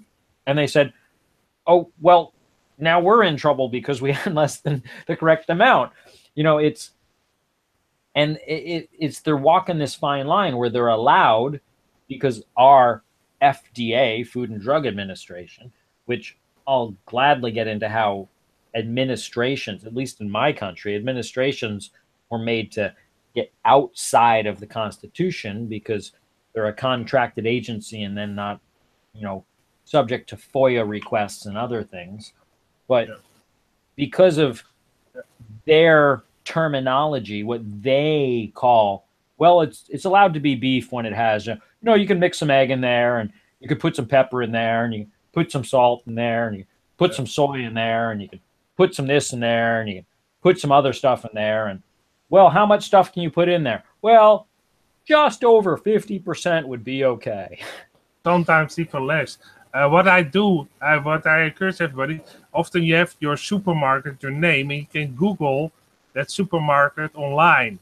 And you have all the products and you scroll down, you have the ingredient list. So you don't even have to do it in your supermarket. Just at home, type in your local food store or a store that has the same products. Sometimes they don't have because a lot of foods you can buy online now. Yeah? But you have all kinds of stores. Like here I have Albert Heijn, that is in the Netherlands. I know that one. And it's a popular one also outside of Netherlands. You have here All Pro Soya. So it's soya. You guess how many soya is in there? Just guess. And it's groeidrink. It's basically for growing for children ages 4 to 3. And if I scroll down, I will show you. It has only 4.9% soya. So the rest is something else. Maltodextrine, very bad additive. Raw sugar. Fructose, that is basically, I think it's corn syrup. Oil. This is also one preservative. This is a very bad preservative. It's almost as bad as aspartame. And a stabilizer, that's also one. And you have gelin gum. This is jelly from basically goo, like you said before. But it actually only contains 4.9% soya. The rest is basically all kinds of other things mixed with water. pasteurized, and corn syrup and flavor enhancers. It only has four, like I showed, only very less actually sugar, soya beans, only 4.9. And then did some investigation about this product. There's the most sugar of all the soya products that you can get anywhere. It's the most expensive, and it has the less of sugar in it as all the other products. So there's almost no soya in it, and it has the highest sugar in it. And it's for kids. And also in this brand, they have other products. And they try to hide the bad taste. And basically, they put just enough soya in it, so it can be called soya. And that's probably 4.8%. If you go under that, 4.7, you can't call it soya drink anymore because it has too less of soya in it.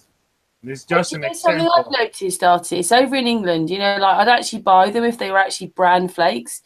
When you actually look on the packet, it's at least 50% wheat. You know, if I want wheat flakes, I'd buy wheat flakes. I wanted to buy bran flakes, and bran flakes aren't bran flakes because they've got wheat in them. Yep. It's ridiculous. Why call them bran flakes then? They're not. They're bran and wheat flakes. Because there's advertising. Yeah. They could call them, you know, they could, at least here in the States, it's weird. Trying to think of a good example. Macaroni and cheese. Technically, there's more cheese in it than macaroni because the macaroni has so much other additives. It's not just macaroni. They can call it like Oreos. Okay, what's an Oreo? An Oreo is made of stuff. You know, one is the name. They can give it a name. The ingredients are something else. They can call something apple crisps, and it could be made of wood chips and sawdust. You know, I guess it's the same thing. But they can call it whatever name they want because that's the name on the box that gets your attention. It's your obligation to pay attention to what you're eating. Well, even some products contain sawdust. Yes, they do. Yeah, I know. It's a filler. It's a great filler. It's a cotton waste is a filler, and waste of the wood industry is a filler. Well, you know, there are actually fillers that they are allowed to use in products. I'd rather be eating sawdust that came from real wood, like oak or maple or real wood, because it's fiber and it actually has real stuff in it, than I would be eating plastic that come from petrol, which, you know, are oil based. And you know, like the same thing that like breads have yoga mat ingredients, which are petrol based ingredients. They're spongy polymers that give the bread its sponginess, so that even when it's like a week old, it's still kind of spongy because people like the spongy feeling when they're eating their bread, even though they don't realize they're eating petrol, they're eating tar. You know, if you walked down your street and picked it up and said, tar, so your mother would say, don't eat that. But when they give it to you in your bread, you smile because they add sugar so it tastes sweet. We're not looking at the ingredients. We need to take artists with us. He'll have a help you look through the ingredients. Yeah, that's why I tell everybody, just go online to your local food market. You can, and you can easily see the packages of different kind of brands, and then you type. Thanks to smartphones. Hey, there are a couple of different companies. I think Natural News, and I think the Food Babe, and a couple of other places. What they do is they have an inventory, and when you pick up your item, most of them will have a barcode. Yeah. And if you zap the barcode with your phone, a lot of companies like Natural News, which I guess isn't really a company, it's a conglomeration of people. But in the database, when you hit it, it will give you the ingredients they feel to be negative. Yeah. So you can have a little bit, you know, it's kind of like having an artist with you, you know, going like, flip, oh, this one has this, this, and this in it. That's bad. Okay, how about this one? oh, that one doesn't have as much bad stuff. All right, let's take this one. Yeah. Yeah, indeed, you can also do it with your mobile phone, but I'm old-fashioned. I don't have a mobile phone, so I have to go to sites of the supermarkets online. Right. Well, it's also a way to go, of course. That, or luckily people who are kind of like in Chile or something like that are. I know my mother on this coast. My mother lives in Pennsylvania, and luckily, she lives in what I like to call Quakerville, but really it's Mennoniteville, because all the people in that area of Pennsylvania usually drive around in their horse-drawn carriages. They churn their own butter, and they bug you every time they can see you to borrow your cell phone. Because they're not allowed to have a cell phone, but they sure like to borrow yours. So they're aware of technology, just they're not allowed to have it. And they also called Pennsylvania Dutch, I believe. Yeah, well, it is Dutch too, but I like to call it Quakerville because it rings off my tongue better. So I luckily, when I talk to her and I'm like, how you doing? She's like, oh, I just got this quilt that was made from real sheep stuff, and I got this, such and such. It was made from real maple, and this was made from real honey. And because she knows these people, she lives within quarter mile of them type stuff, which is nice, because whenever she has her friends that live a state away, and they're like, oh yeah, I have to go to the organic market, and she's like, I live in the organic market. Which is nice, because I with my mother, every time I tell her something, she's like, oh yeah, I noticed they were selling that stuff at the Quaker market, or the Dutch market or whatever. And I'm like, well, good, Mom, buy some. Help them, give them money, keep them going, instead of buying at your big box chain store. And that's what I also do. I have a farm nearby that is basically all ecological. Yeah, so she gets your eggs, she gets your chicken, she gets bread, she gets everything that she can get from them. I mean, granted, if she's going to buy like a box of tissues or something like that, she doesn't want them out there. I don't know how they would make tissues, but I don't want to know. But they have an old-fashioned napkin, where like all old people had in the pockets. Yeah, old-fashioned napkin to blow your nose.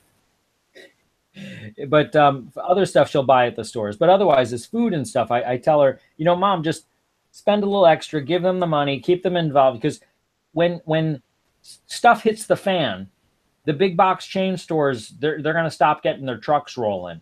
And these guys, they're going to be your saving grace. Their chickens are still going to be laying eggs, and their goats are still going to be given milk, and all that stuff. And their pigs are still going to need to be slaughtered. But if you don't give them money now and they don't have the pigs to slaughter, well, you can see where, you're going to have a disruption in the supply chain here. Yeah. So that's the way to go. And luckily, my mother at least is buying organic. And I could see people in third world countries are kind of on the organic scale. The problem is, and this is part of the mindset that people see, 2-3 years ago, they had an issue where United States, was sending lots and lots of GMO food to Ukraine or something like that. And they said, no, we don't want it, because it was GMO food. And our news said, oh, they're refusing the humanitarian food. And I'm like, no, they don't want to eat the poison. It's like if the American Indians, when our native pilgrims came here and gave them the blankets and stuff that were laden with, was it syphilis, and what was the other thing we gave them? Chicken pox or smallpox or whatever it was that was the prominent thing at the time. We purposely gave them blankets and stuff with illnesses on them, hoping to get them sick so that we could defeat them easier. Yep. If they had turned around and said, no, we don't want your filthy blankets, we would turn around and say, these people, they don't even want our gifts. We should just kill them because they don't want our gifts. It was, it all has to do with what you tell and what you don't tell. Yeah, we were trying to give them poison and they didn't want it. Yeah. They were smart enough to see it. Yeah, shit. Well, unfortunately, the American Indians weren't, because at the time, you know, bacteria wasn't something that they didn't have microscopes. And we knew they were covered with the plague, the Black Plague. That's what it was. Bubonic plague. What was around back then? I forget. I think it was the Black Plague. What did they have over in Europe in the 1500s? The Black Plague, yeah. Yeah, I think it was the Black Plague. We gave them blankets and jackets and stuff that were, you know, The probably Black Death. They also called it the Black Death. right. So all the people who died on the way across on the Nina, the Pinta, and the Santa Maria, and the other boats, they would give them the clothes of the dead people and say, here, have some blankets. Here you go. Have them. They're cool. Don't worry about the rats. You give them for free. Oh, that's nice. There you go. Have a nice day. Eat the GMO. Yeah, eat the GMO food. Eat the food with the smiley figures on it. Cute bear. Look at the cute bear. You know, it's Look at it. Yeah. when we realize that I honestly believe that in a generation or two, the GMO will make us sterile, they will understand the master plan, which is when you cannot have your own child and you have to buy, rent, or adopt whatever child you're going to get, that child will never be yours. And this whole baby, what was the kid's name like 2-3 months ago that could get the treatment and was allowed to die? Yeah. You know, the one you should know it. It was over there in England like 2 months ago. Baby such and such. He was on the news like every day for a week. I don't watch the news anymore. Sorry, what was this about? Ebola. That's something that's... No, it wasn't Ebola. It was a child who was born with some, I think it was a bacteria or something on his lungs. And there was an experimental procedure that could have been done, that it was in the UK, it was in England, and the parliament or whatever it was, didn't allow the parents to take the child out of the hospital, because once you admit them to the hospital, it's now under the hospital's care. And if you took them out of the hospital and the child happened to die, then it would be at the liability of the hospital because you took them out of the hospital. But they wouldn't allow them to get the experimental procedure. And by the time that the court system said, okay, the parents could do it, it was to the point where the child had the infection, to the point where it was too late to try the procedure. And it was kind of a power struggle over where are the parents' rights versus the doctor's liability. And it just goes to show in this case, these were biological parents. Now, if these were adoptive parents, let's say they were two gay guys and they had an adoptive child, it would be no question. The state wins. And that is how the plan is, that just like the movie, the book and the movie, The Giver, or A Brave New World, or Logan's Run, down the future when you cannot have a child because your ovaries are messed up, or you can't bring a child to term because, for one of many reasons, that you will adopt and or force a child until the time that that child is of the age to be allowed to go out into the world, whatever age that be. And if the state doesn't feel that you are teaching the child right, if you're not teaching the child that this is real, and you're not teaching the child that the dollar bills are the monetary value of the world, and you're not teaching them that, you know, whatever the state wants to decide is the truth at the time, they will extract the child from you and say that you're not being a good parent. Yeah, so basically that child becomes government property. Exactly. That's the plan. So they can also put in all kinds of chips in the child. Well, because everybody loses their child, they make up a story. We now implant chips into your child because it's safer. It is. That way they can't get lost. And then if you say, I don't want that done with my child, well, it's government property, so we put it in anyway.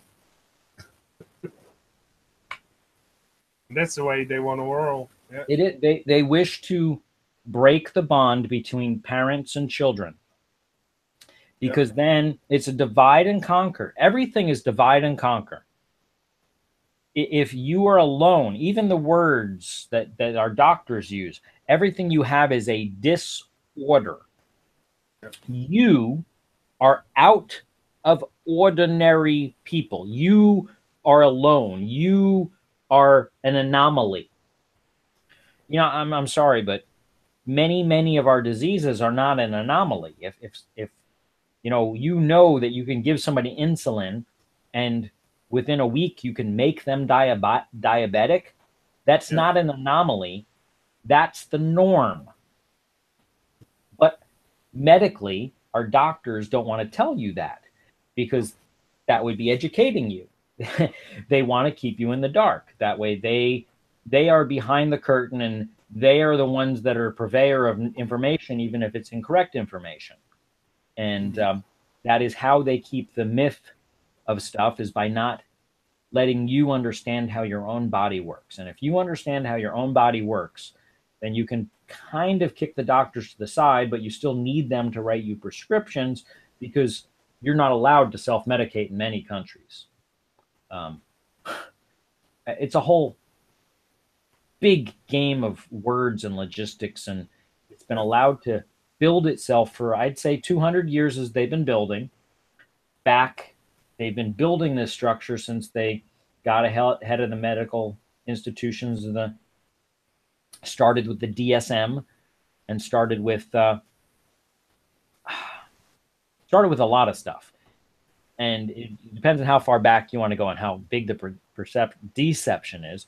I think the whole round earth, flat earth thing is just a minor piece of it, although it is a big structural piece of the disinformation.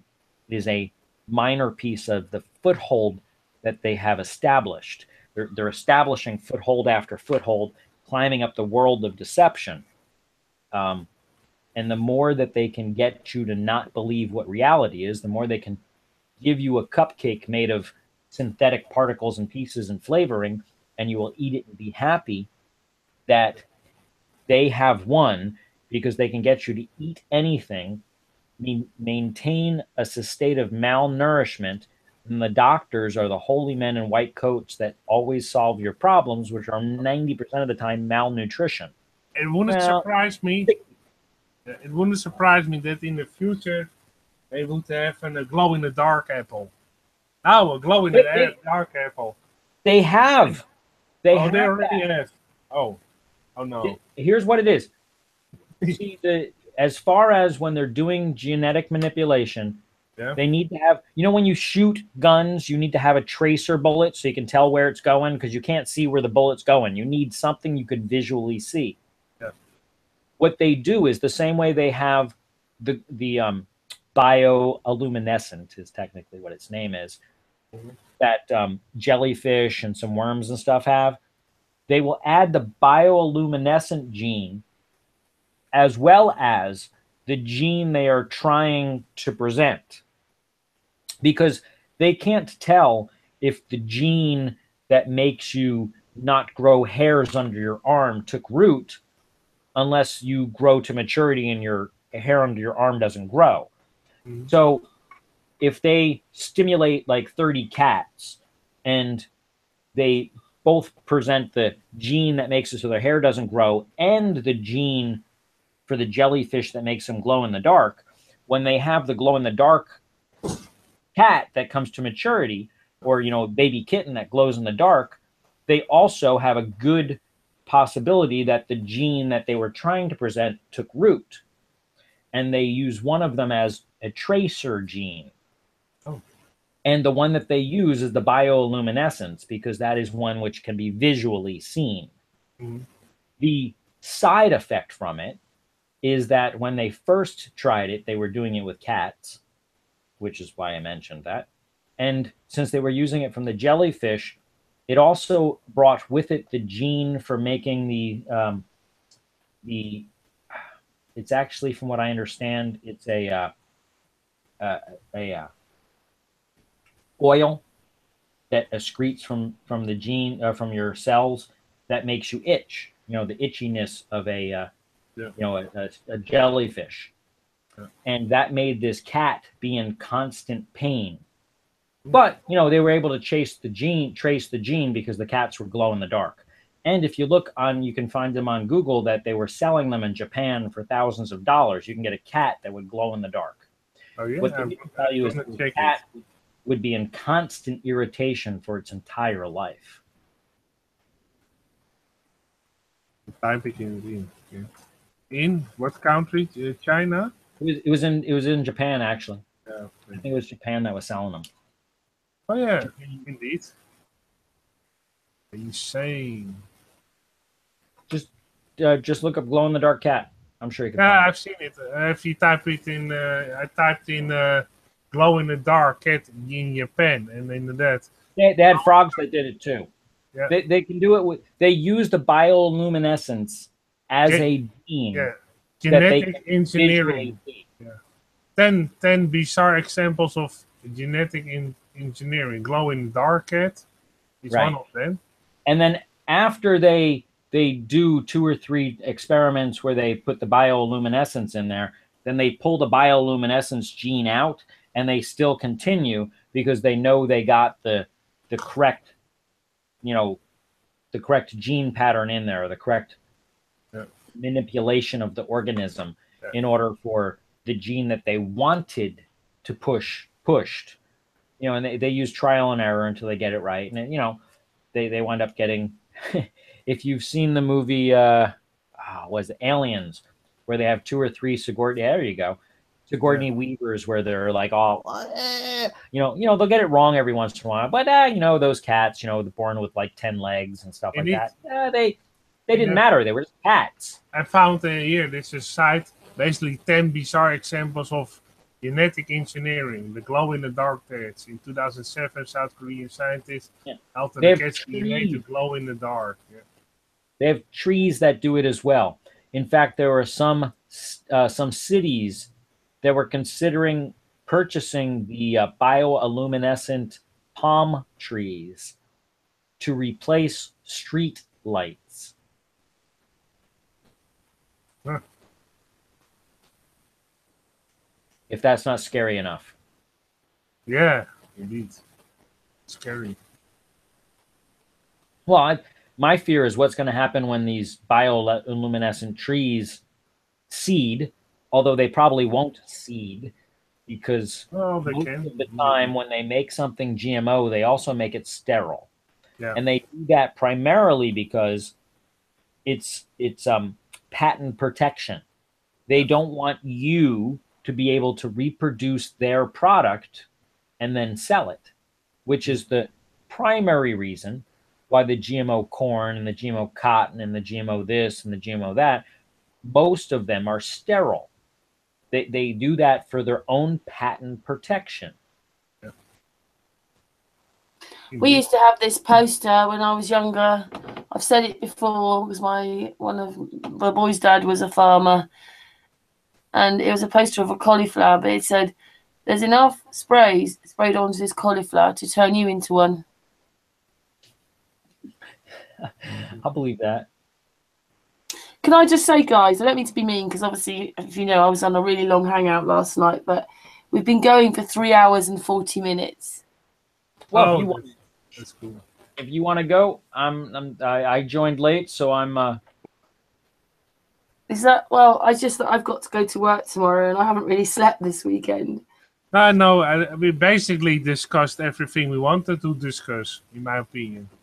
Is that right? You know it's never ending, because you can be I'm just happy to be here. Back next Sunday to talk about it again.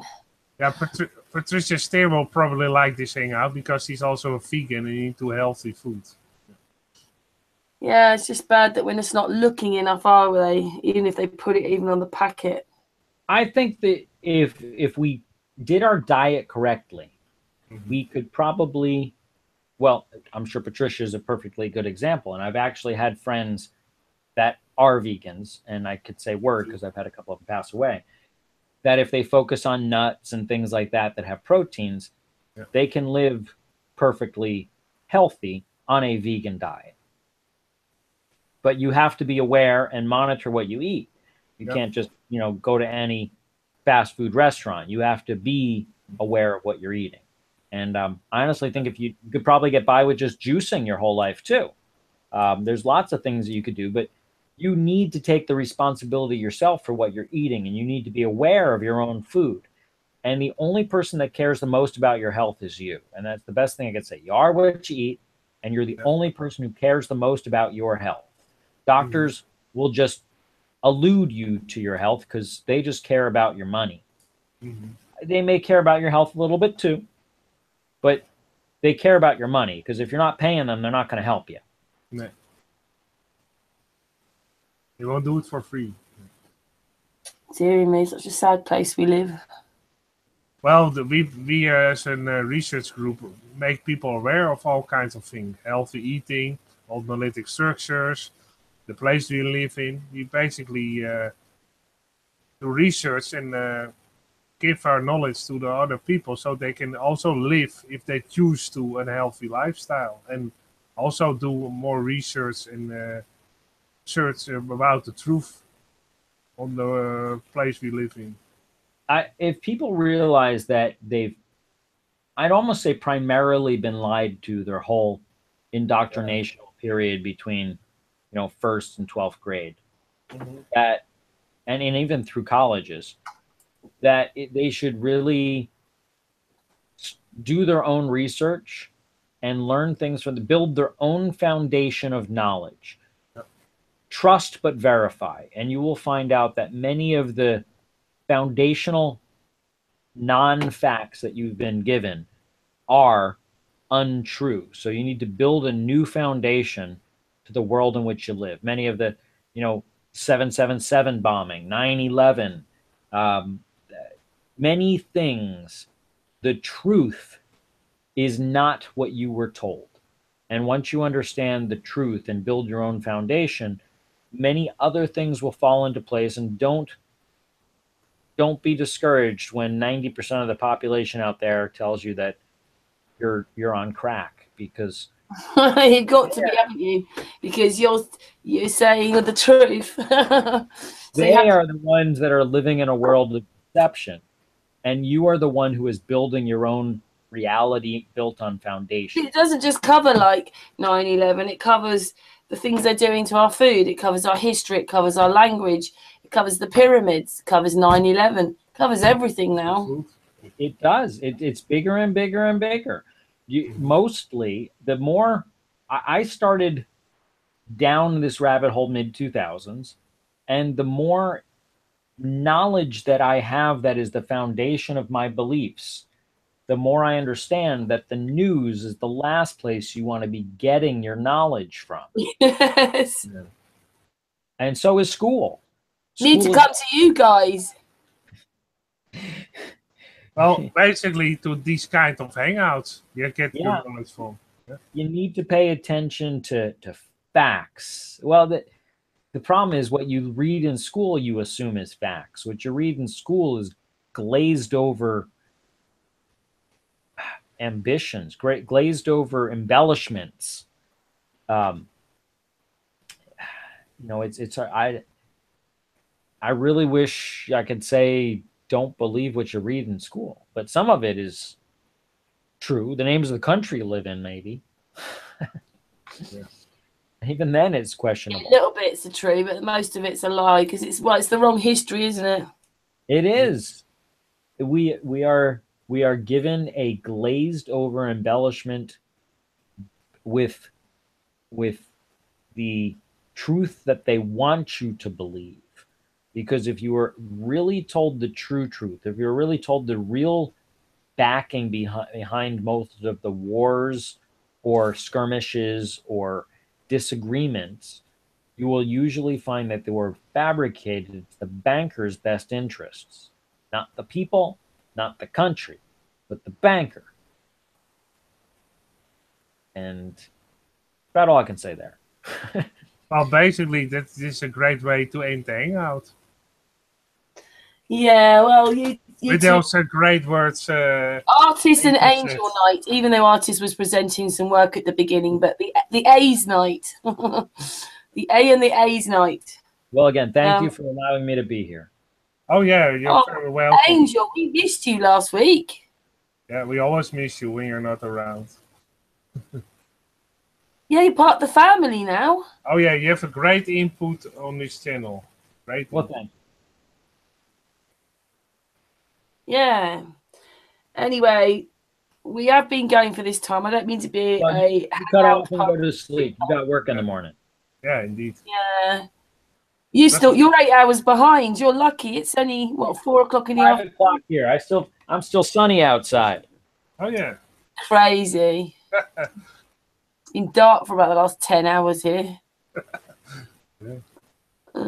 Anyway, I'm sorry everybody. As I said, a really long late hangout. I didn't really sleep last night, and I'm still in my pajamas.